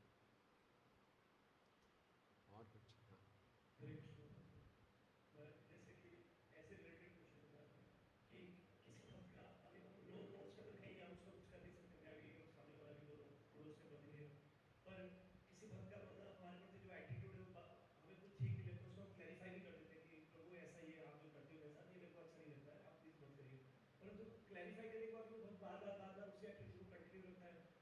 उनको भी हम समझाने का कोशिश करते हैं कि भाई चलो कोई बात नहीं, ये भी गुरु के द्वारा होते, मैं भी हूँ, पर वो ज़्यादा टिक नहीं पाता, ज़्यादा दिन मतलब थोड़ा बस मन को बहलाने वाली बात होती है। और अंदर से वो द्वेष बना रहता है अंदर से, ये जानते हुए कि भाई अपने हाथ में वो आग को, अंगार को लेके चलेंगे तो मेरे हाथ नष्ट होगा, ये पता भी है, हमने सुन भी लिया, बहुत बार सुना है, शास्त्र में भी पढ़ा है, पर अंदर से कन्विक्शन नहीं है, और अंदर से घुटते रहते हैं, अंदर से जलते रहते हैं, बिल्कुल परेशान होते रहते हैं। तो इस केस में क्या करना चाहिए महाराज मत प्रैक्टिकली? मत जलो, बस मत जलो। ये नेचुरल है। अब किसी का व्यवहार मेरे नियंत्रण में नहीं है ना। आपने क्लैरिफाई भी कर दिया, रिक्वेस्ट भी कर दिया, यार ऐसे बात मत किया करो मेरे साथ, फिर भी वो कर रहे, करने दो। मैं सुप्रीम कंट्रोलर नहीं हूँ, तो मेरे पास अपना रिस्पॉन्स मैं ठीक कर सकता हूँ, उसका एक्शन तो मैं ठीक कर नहीं सकता। तो जब ऐसी परिस्थितियाँ आए कि एक वक्त निरंतर रूप से मुझे ऐसे ही लग रहा है कि वो मुझे सता रहा है, तो हमें सोचना चाहिए भगवान ने इसको मेरे लिए भेजा है, पुराने जन्म का कनेक्शन है। पुराने जन्म का कनेक्शन है ना। भागवत में 6 स्कंद में वर्णन आता है कि जो हमारा सबसे बड़ा शत्रु होता है वो अगले जन्म में हमारा बेटा बन के आता है। इसी ढंग से भक्ति के जीवन में किसी भक्त के साथ हमारी बहुत बहुत ज़्यादा बन ही नहीं रही, बहुत ही उल्टा सीधा हो रहा है, समझ पिछले जन्म से चलता हुआ आ रहा है, भगवान फिर से मौका दे रहे हैं, अभी क्लियर कर लो नहीं तो अगले जन्म में फिर मिलेगा ये छोड़ेंगे नहीं। वास्तव में ये अकाउंट जब तक क्लियर नहीं होगा हम भगवत धाम नहीं जा सकते। तो कोई भक्त ऐसा बार बार मेरे साथ ऐसा व्यवहार कर रहा है, तो ये कृष्ण की इच्छा है, कृष्ण मुझे कुछ सिखाना चाहते हैं कि मुझे अपने अंदर कुछ बदलाव लाना है। कृष्ण मेरी स्पिरिचुअल मसल्स बिल्डअप करना चाहते हैं। ओके, तो इसको इस पॉजिटिव सेंस में देखने का प्रयास करो, और फिर ज़्यादा उसके बारे में सोचो ना, अपना व्यवहार ठीक रखो। अगर वो नहीं कर रहा तो एक रिस्पेक्टफुल डिस्टेंस रखते हुए हृदय से उसको आदर दो, उसके बारे में गलत मत सोचो। अन्यथा आप जलते कुटते रहोगे, होगा कुछ नहीं, आपसे और अपराध भी होंगे, आपकी साधना भी खराब होगी, आपका स्वास्थ्य भी खराब होगा, सब खराब होगा। तो उसको जैसा है स्वीकार कर लो, अपने रिस्पॉन्स को बदलो। ठीक है, कब तक करना है बता दो प्रश्न। ठीक, यस। हरे कृष्ण महाराज जी। मेरा क्वेश्चन था कि जैसे आपने कहा था कि अगर कुछ कंसेप्शंस बिल्ड हो तो हमको चेक कर लेना चाहिए। हाँ तो कभी कभी ड्यू टू सम कंफ्यूजन दोनों साइड कुछ कंसेप्शंस डेवलप हो जाते हैं, हाँ और कभी ऐसा होता है कि हम सामने वाले व्यक्ति से डिस्कस करना चाहें तो फ्रॉम अनदर साइड वो डिस्कस करने के लिए रेडी नहीं होते हैं। तो उस केस में जो डिस्टेंस जो डेवलप हो रखा होता है वो लंबा नहीं जाता, तो वो उस केस में कैसे कर सकते हैं? देखिए, अपने तरफ से अपने द्वार खुले रखिए, ऑफ़र दे दीजिए उसको, और बोले आपसे डायरेक्ट बात नहीं करना चाहते तो हम एक्चुअली अपने तीसरे मित्र को भी बिठा सकते हैं, मीडिएशन बोलते हैं, कि आप बैठिए तो दोनों को जिस पर विश्वास हो आप क्लैरिफाई करवा दीजिए दोनों की बातें। ऐसा इनिशिएटिव भी हम ले सकते हैं। उसके लिए भी वो तैयार नहीं है तो छोड़ दीजिए, समय से ठीक होगा।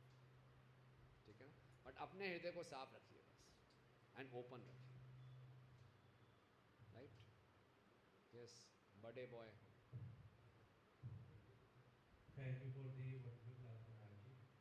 महाराज जी, जैसे एक मैं ना थोड़ा डाउट है मेरे को कि जो वानर मतलब जैसे अगर रामचरितमानस है, उसमें मैंने थोड़ा सुना है कि रामचरितमानस में जो वानर का मतलब है वो वन में रहने वाले जो इंसान या जीव है, जो मतलब वानर के कपड़े पहनना पसंद करते हैं, उनकी कम्युनिटी है जो कपड़े पहनती है। और एक मैंने इस पे कहानी भी सुनी थी कि जो जब हनुमान जी राम जी से मिलने गए थे तो उनको इंस्ट्रक्ट किया जा रहा था कि अपने जो वानर वाले ड्रेस है उसको खोल के जाना, और जो ऋषि या सन्यासी के भेष में जाना। तो इस पे कितनी सच्चाई है थोड़ी सी? हाँ, सच्चाई है। मैंने भी यही बताया था आपको कि हनुमान जी सन्यासी के वेश में गए थे, और ये जो वानर थे ऑर्डिनरी वानर नहीं थे, इनके पास बहुत शक्तियाँ थी, सिद्धियाँ थी। ये अपना रूप बदल सकते थे, हनुमान जी अपना रूप बदल सकते थे। कल हम बताया ना, छोटा भी कर सकते थे, बड़ा भी कर सकते थे अपना आकार, सारी सिद्धियाँ उनके पास थी। और वानर, वो नर जैसे ही थे। वानर मतलब वो नर जैसे, लेकिन नर नहीं थे, नर जैसे थे। स्पेशल थे वो, भगवान की सेवा के लिए आए थे सब। सारे जो देवी देवता थे वो वानर के रूप में आए थे, क्योंकि रावण ने जो वरदान मांगा था उसने बोला मनुष्य से हत्या ना हो, ये वानर क्या हत्या करेंगे, तो इन दोनों को छोड़ के वो सब मांग लिया था। दैट ठीक है, आगे दीजिए भाई।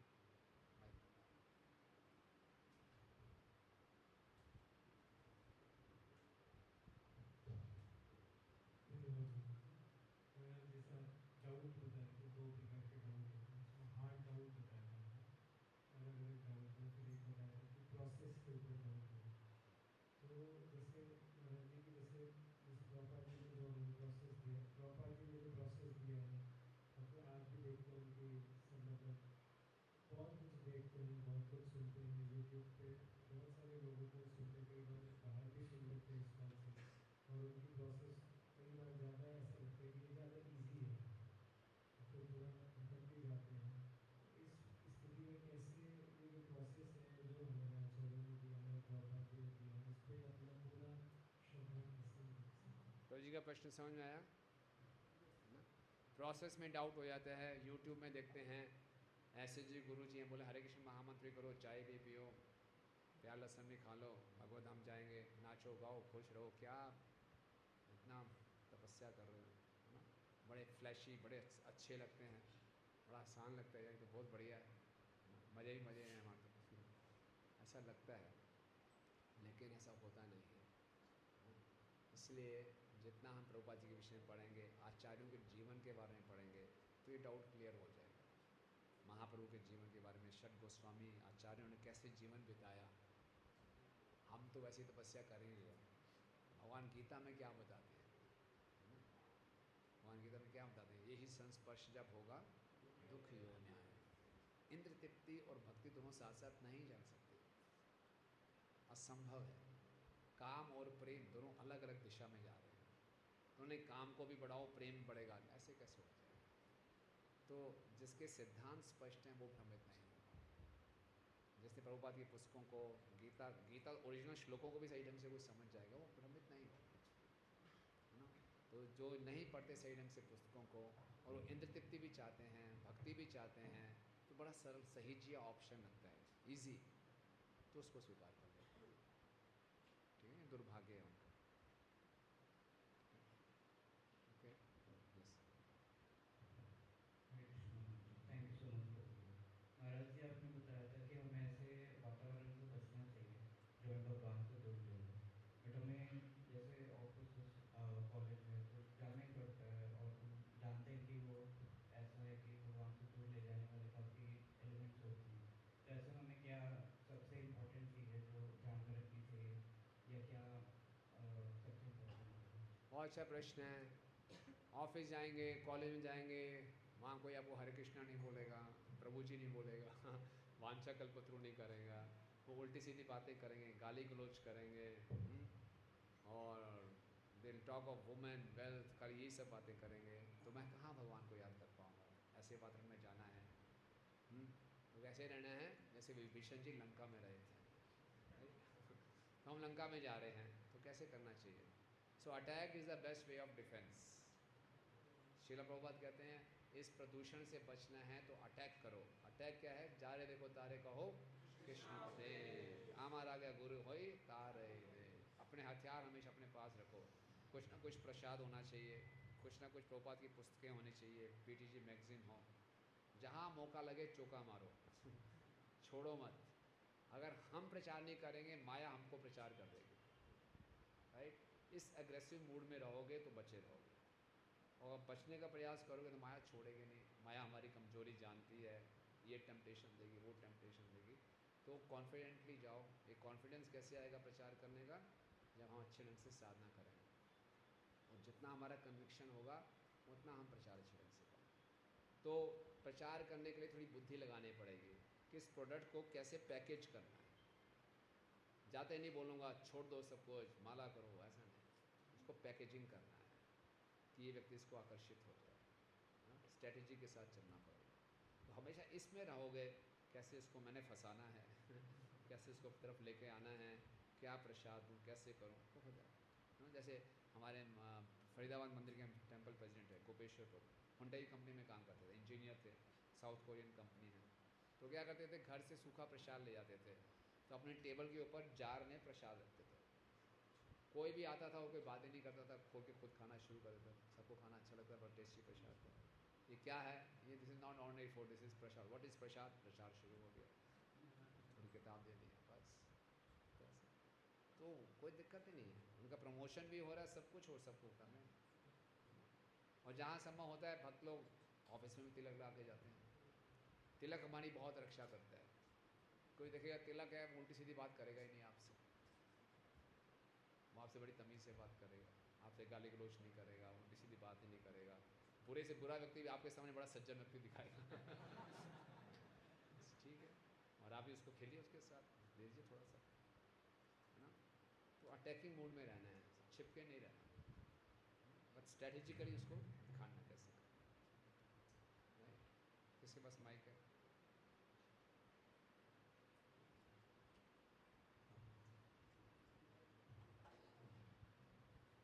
हरे कृष्ण, नमस्ते महाराज। सर प्रभात बोलते हैं कि आध्यात्मिक लाइफ में डिज़ायर बहुत इम्पोर्टेंट है, और आप कल भी बता रहे थे कि इतने सारे क्वालिटीज़ हैं, है ना, क्वालिटीज़ डेवलप करने के लिए डिज़ायर भी आ जाए तो परफेक्शन है। तो मतलब हम देखते हैं अपने आचार्य को भी देखते हैं, उनके बारे में पढ़ते भी हैं, तो हमकी डिज़ायर होती है कि ये क्वालिटीज़ मेरे में भी है, मैं भी ऐसा सेवा कर सकूँ। लेकिन अपनी कंडीशनिंग के कारण वो डिज़ायर मतलब डिज़ायर ही बन के रह जाता है ना। उसके बाद फिर ऐसा भी होता है कि जैसे बोलते हैं कि पर्पस भूल जाते हैं हम, रोज़ श्रवण कीर्तन करने के बाद भी पर्पस कुछ टाइम तक याद रहता है, फिर पर्पस फिर भूल जाते हैं। तो इसमें अपनी डिज़ायर पे कैसे वर्क करें? अच्छा प्रश्न है। तो डिज़ायर को कैसे और प्रबल करें, पर्पस को हमेशा याद रखें, तो क्या करें, अपनी कमिटमेंट्स बढ़ाते रहो। कमिटमेंट्स, माला बढ़ाऊंगा, रीडिंग बढ़ाऊंगा, सेवा बढ़ाऊंगा, कमिटमेंट्स बढ़ती जाएंगी ना, तो माया के लिए स्पेस कम होता जाएगा। कमिटमेंट्स कम है तो माया को पूरा स्पेस मिला होगा। जितना खाली टाइम होगा हमारे पास, उतना माया में घिरे रहेंगे। जितनी कमिटमेंट्स बढ़ा देंगे, एक के बाद एक करना, फिर ये करना है, फिर ये करना है, माया के लिए स्पेस नहीं है। ये पहले ग्रॉस लेवल पे, एक्सटर्नल लेवल पे होगा, फिर धीरे धीरे इंटरनल लेवल पे आना शुरू हो जाएगा। तो सबसे पहले एक्सटर्नल कमिटमेंट बढ़ा दें, बिजी रखें अपने आप को, श्रवण में, कीर्तन में, सेवा में, कुछ करने में, ये करना वो करना है, तो उससे होगा। Right, very important.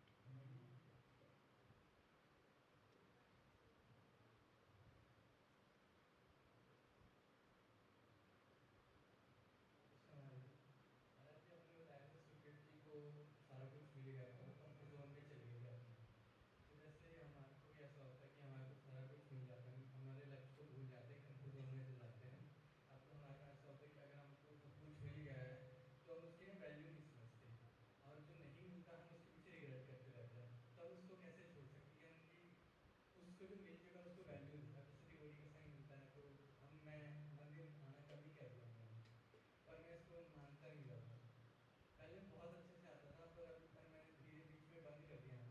अब मुझे पता है अच्छी चीज़ है डिवोटी का एसोसिएशन लेना, पर वो मैंने बंद ही कर दिया ऑलमोस्ट। पर मैं चाहता हूँ कि अभी कोई आसानी से मिल रहा है तो मैं इसे क्यों छोड़ूँ। क्या आसानी से मिल रहा है? एसोसिएशन इतने आसानी से मिला, फिर भी मैं आता नहीं हूँ। कहाँ से मिलता है एसोसिएशन? मतलब मंदिर आते हैं। तो फिर मंदिर नहीं आते आप? यस सर, या मतलब वीकेंड वीकेंड ही होता है बस मेरा। क्यों नहीं आते? बस हाँ, तो ये सब कमियां क्यों आती हैं? हम सत्संग की ज़्यादा असत्संग ज़्यादा करते हैं ना। अपनी लाइफ को थोड़ा स्कैन कीजिए। असत्संग का मतलब है ऐसे लोगों के साथ बहुत आप इंटीमेट हैं जो डिवोटीज़ नहीं हैं, ऐसा है क्या? तो वो थोड़ा कम करना पड़ेगा आपको, क्योंकि आप असत्संग करेंगे ना तो ऐसे सिम्टम्स आएंगे। प्रायोरिटीज यहाँ पे हो तो लगा आना चाहिए, वहाँ जाओगे तो भूल जाओगे। तो उन लोगों के साथ रहना है, लेकिन उनसे प्रभावित नहीं होना, बल्कि उनको प्रभावित करना है। तो ऐसे अपने फ्रेंड्स को आप मंदिर लेके रहो, इतनी हिम्मत रखो। अपना मंदिर नहीं छोड़ना, उनका मंदिर में लाना है। कबड्डी खेलनी है, उनको अपने पाले में लेके आना है, उनके पाले में जाके आउट नहीं हो जाना, ठीक है ना। तो कबड्डी खेलने की शक्ति कहाँ से आएगी? अच्छी साधना से आएगी। तो आप क्या करो, शुरू शुरू में या तो बेस में चले आओ वीकेंड्स में, या आओ एटलीस्ट वीकेंड्स में आके मॉर्निंग प्रोग्राम अच्छे ढंग से अटेंड करो, उससे आपको स्ट्रेंथ मिलेगी। Right, you can try. Yes, बता देना बस। जी का लास्ट क्वेश्चन। हाँ बोल। हरे कृष्णा महाराज जी, बहुत बहुत शुक्रिया पूछने के लिए। महाराज जी, जैसे आपने कल बताया था कि है ना सीता माता के चरित्र को लेकर आपने बताया था कि कैसे है ना अनएक्सपेक्टेड है ना सिचुएशन चेंज हो जाती है हमारी लाइफ में, तो है ना हमसे मतलब सहन नहीं कर पाते, मतलब हम कई बार प्लानिंग्स करके रखते हैं अपनी सेवा वगैरह किसी न किसी चीज़ को लेके, एंड सिचुएशन एकदम से डिफरेंट हो जाती है, एक्सपेक्ट नहीं किया होता है, और क्योंकि एक्सपेक्ट नहीं होता है तो हम प्रिपेयर भी नहीं होते, तो फिर ऐसा होता है कि जो पहले छोटी मोटी जो ट्रिवियल स्ट्रेंथ होती थी वो भी मतलब चली जाती है, हम धीरे जाने से हो जाते हैं, तो फिर वो जैसे आपने बताया था कि इसको टॉलरेट करना पड़ेगा, सिचुएशन मतलब कहीं चेंज हो गई है, एक्सपेक्टेशन का टॉलरेट करना पड़ेगा, पर उसे टॉलरेट करके मतलब कैसे वो जो कहते हैं ना स्ट्रेंथ कैसे वो रिगेन करना उसे यस, कैसे। सारी परिस्थितियाँ बदल रही हैं, उसको टॉलरेट करने की स्ट्रेंथ कहाँ से मिलेगी? सब कुछ बदलता है लेकिन एक चीज़ नहीं बदलेगी, आत्मा नहीं बदलती, आत्मा का धर्म नहीं बदलेगा। तो अपना जो असली धर्म है, सावय पुंसो परो धर्मा यथा भक्ति अधोक्षजे, उसको नहीं छोड़ना। अपरा धर्म बदलता रहेगा। छोटे बच्चे थे कुछ और धर्म था, अब बड़े हो गए कुछ और धर्म होगा, विवाह हो जाए कुछ और धर्म होगा। हमारा ये शरीर का धर्म बदलता रहेगा, ये चेंजिंग है, लेकिन जो परा धर्म है, आत्मा का धर्म है, वो एक ही है, कृष्ण से प्रेम करना। तो वो कांस्टेंट को बना के रखेंगे तो ये जो वेरिएबल्स हो रहे हैं उससे हम प्रभावित नहीं होंगे। अगर कांस्टेंट को भी वेरिएबल बना दिया फिर गड़बड़। कांस्टेंट क्या है? हरे कृष्णा कृष्णा कृष्णा हरे हरे, हरे राम राम राम हरे। समझ गए ना? तो ये वेरिएबल्स आते रहेंगे, लेकिन उस वेरिएबल्स के बीच में कांस्टेंट पे हम स्टिक रहेंगे तो दिक्कत नहीं। ठीक है ना? हम होता कि वेरिएबल्स इतने प्रभावित हो जाते हैं कि कांस्टेंट को फिर वेरिएबल बना देते हैं, तो गड़बड़। Right, okay, last question.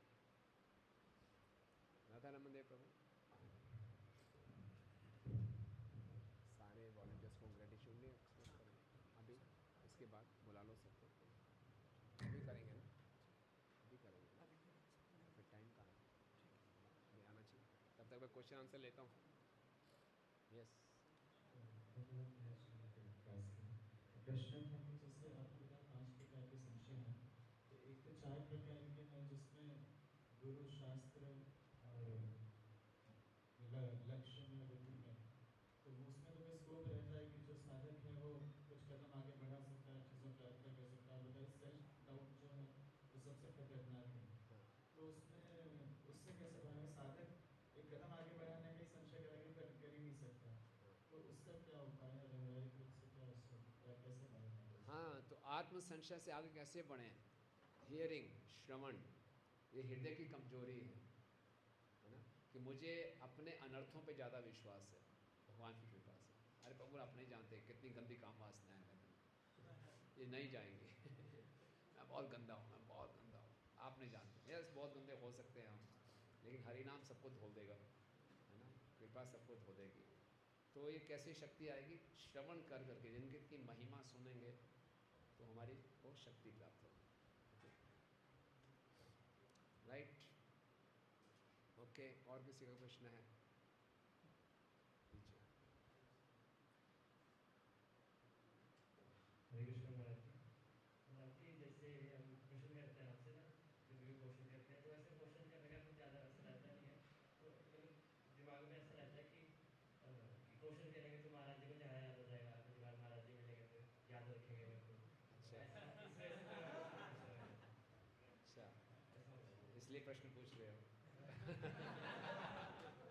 क्या नाम है आपका? पीयूष। याद रखो।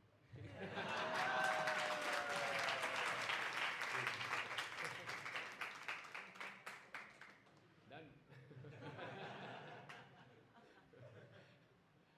थैंक यू, बड़े ईमानदार हैं, वेरी गुड। और कुछ? उनकी टेंडेंसी ठीक है। हाँ, कोई बात नहीं। कोई बात नहीं, हम सब चाहते हैं कि कोई हमें पहचाने, रिकग्नाइज करें, लेकिन असली ये होना चाहिए कि प्रभुपाद मुझे पहचाने, कृष्ण मुझे पहचाने। वो कैसे पहचानेंगे? हमारा हृदय जितना सरल होगा वो हमें पहचानेंगे। तो आपने सबके सामने बोल दिया, आपकी सरलता है, ठीक है। और ये सबके अंदर होता है, हम सब, हमारी नीड है ये कि कोई हमें रिकग्नाइज करे। बट धीरे धीरे जैसे हम भक्ति में आगे बढ़ेंगे ये नीड कम हो जाएंगे।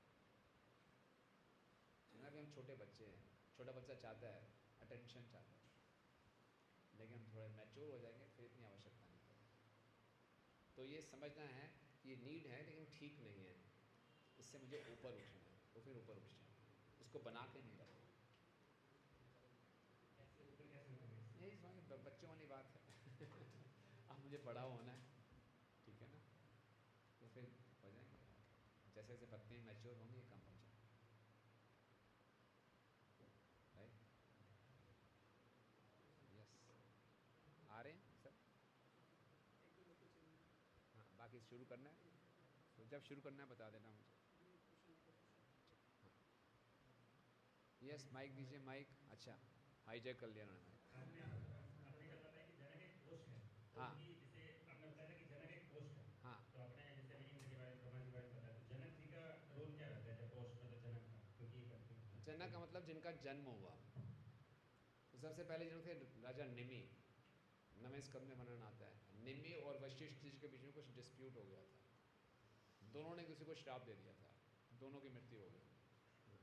एक यज्ञ में था, कुछ डिस्प्यूट हो गया, तो सारे ब्राह्मणों ने उनसे पूछा वशिष्ठ जी से कि आपको पुनः जीवित कर दें? बोले हाँ कर दो। निमि से पूछा आपको पुनः जीवित कर दो? बोले मुझे जीवित नहीं होना, मेरी आध्यात्मिक यात्रा शुरू हो गई है। तो उनका जो शरीर था उनको मंथन किया गया और शरीर से एक नए उत्पन्न किया गया जीव, तो उसको फिर जनक बोला, मिथि जनक, उनका नाम पड़ा मिथि, जिसका मंथन करके उत्पन्न किया गया, मिथि जनक। और जिस जगह ये हुआ तभी उसका नाम मिथिला पड़ गया ना, मिथिला से हैं काफ़ी लोग यहाँ, तो मिथिला पड़ गया। और फिर क्योंकि बिना देही के हुआ तो वो बेदेही बन गया, इस ढंग से। तो इस उस वंश में फिर जो भी आए उनके आगे जनक लग गया शब्द, वो राजा थे सब।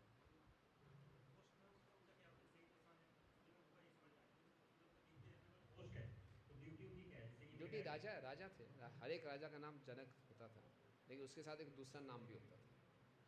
जैसे जिनको हर धनुष मिला था उनका नाम देवव्रत था, देवव्रत जनक थे, ऐसे ये जनक ऐसे।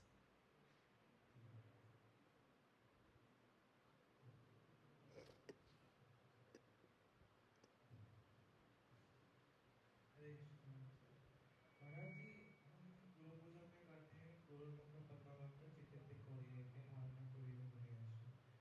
तो भक्ति में कई बार होता है कि हमें टाइम इंटरवल्स पे डोज की जरूरत पड़ती है, क्योंकि हम थोड़े टाइम तक मोटिवेटेड रहते हैं कि अच्छा जब करना है या फिर अच्छे से सेवा करनी है, भाव अच्छा होना चाहिए, बट कुछ टाइम बाद वो ढीला हो जाता है।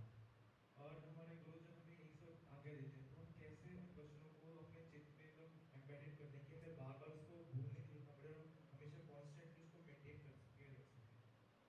हाँ, तो बेस्ट है वही, हमेशा प्रभुपाद जी बोलते हैं अपने जीवन को इस ढंग से ढालें कि हमेशा भक्तों के संग में रहें बस, और असत्संग से बचें।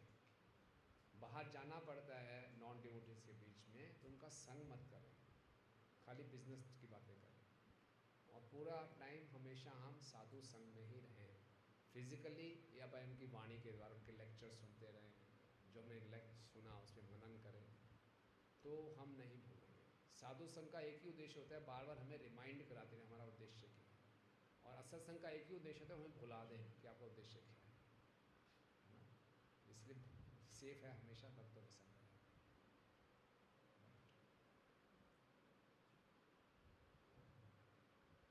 हरे कृष्ण महाराज जी, स्वागत है। महाराज जी जैसे मेरे दो क्वेश्चन थे, तो पहला तो ये था कि जैसे आपने पीछे लक्ष्मण जी का वो गुणगान किया था, उनके बारे में बताया था कि जैसे उन्होंने मेघनाथ का वध किया तो उसके ऊपर भी मेघनाथ को वरदान प्राप्त था कि जो 14 साल तक सोया ना हो, खाया पिया ना हो, निगम ना देखा हो। तो इसमें इस तरह से फिर क्वेश्चन आता है कि उन्होंने जब मेघनाथ ही थे जिन्होंने लक्ष्मण जी के भगवान को मारा था, तो जिससे वो मोचित हुए थे, तो उस समय फिर उनको जिंदगी की जड़ी बूटी ला के पिलाया गया था, तो उस समय तो उन्होंने वो कुछ ग्रहण किया। और उसके बाद में जब वन में थे, जब लंका निकेश युद्ध के ऊपर, तो उस समय जब सूर्यपनखा थी उसका नाक काटा, तो नाक काटा तो वो टेस्ट तो देखा ही होगा ना,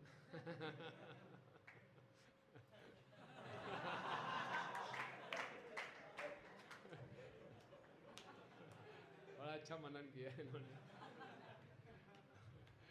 तो अब देखिए सूर्यप्रखा एक थी, स्त्री थी, लेकिन काट दिया ऐसे। एक्सपर्ट होंगे लक्ष्मण जी, जब वो बोल रहे हैं तो किया ही होगा ऐसा ना कि थोड़ी सी बेईमानी नहीं की होगी इन्होंने। तो लक्ष्मण जी बहुत कुशल थे और किया होगा, कैसे अब कैसे किया होगा ये वो ही बताएंगे। भगवान राम ने तो पूछ लिया अभी 7 दिन क्यों नहीं कैसे बच खाया वो, तो उनमें आंसर थे। भगवान राम ने पूछा नहीं था सूर्यप्रखा को बिना देखे कैसे काट दिया। लेकिन आपको ये संशय आया है, तो अच्छा है आप संशय क्लियर करें, लेकिन ऐसा कहीं लिखा नहीं है कि भगवान राम ने भी ऐसा पूछा हो, काट दिया होगा।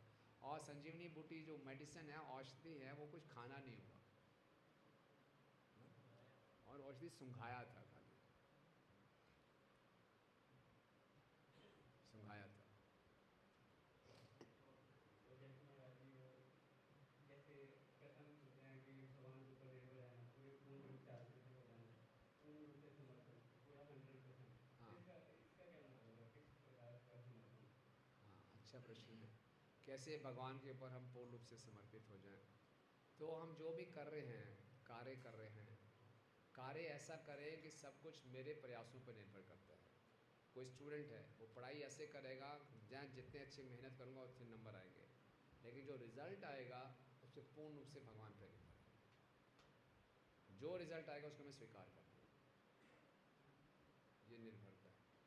अपने प्रयास ऐसे करूँगा सब कुछ मुझ पर निर्भर है। होता क्या, जब हम प्रयास इतने ज़्यादा करते हैं तो हम प्रयासों से आसक्त हो जाते हैं, बोले वैसे ही रिज़ल्ट चाहिए जैसे मैं चाहता हूँ, फिर हम दुखी होते हैं। तो जैसे परिस्थिति होगी, जो मैं बेस्ट करूँगा कर दूँगा, उसका क्या परिणाम होगा मेरे हाथ में नहीं है। तो जैसा परिणाम आता है उसको मैं स्वीकार करूँ। जैसे कोई भी परिस्थिति मेरे जीवन में आ जाती है उसको स्वीकार कर लूँगा। जैसे भगवान राम को बोल दिया वनवास चले, और अचानक ही उन्होंने स्वीकार कर लिया, ठीक है ना। लेकिन हमें बताया सीता माता का प्रणव उसको स्वीकार नहीं किया कि जो मेरा कर्तव्य है उसको मैं करूँगा। अगर समझ लो भगवान राम सीता मैया के लिए युद्ध लड़ रहे हैं और बाद में मालूम चलता है सीता मैया नहीं मिली, तो कोई बात नहीं, मैंने अपना प्रयास पूरा किया। समझ रहे हैं बात को? तो ये भगवान पर निर्भरता है। ओके, जैसे फिर इसी के ऊपर ही था कि जैसे समर्पण का तो ये हो गया, लेकिन जैसे बात आती है कि कई बार बहुत से लोग कहते हैं, जैसे भगवान भी कहते हैं कि भगवान को अपने भक्तों से सभी जीवों से प्रेम है, चाहे वो अच्छे हो या बुरे हो, तो तभी तो वो अवतार लेते हैं सबको उद्धार के लिए।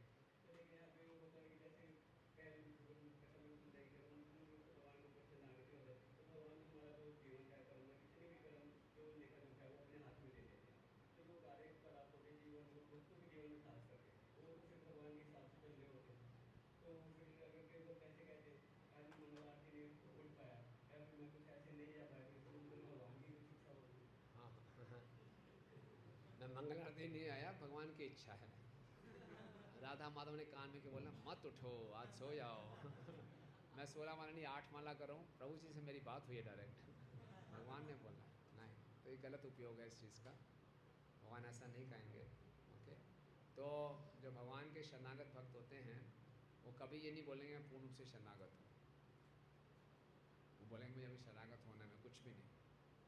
और जो नया भक्त बोलेगा मैं पूर्ण से शरणागत हूँ, भगवान की इच्छा है मंगल आरती में ना हो, ये कनिष्ठ भक्त के लक्षण है। जो उत्तम भक्त होगा वो बोलेगा मैं कुछ भी नहीं कर रहा, मैं कोई मेरी शरणागति ज़ीरो है, वो ऐसा सोचेगा। ठीक है ना? Okay, stop here. Thank you very much. आप सभी भक्तों का बीच में रास्ते में पूछ लेंगे, मेरा बहुत लंबा रास्ता है, अभी हम बात करेंगे, कोई समय हो गया, यहाँ से निकलना भी हम सबको। हरे कृष्णा।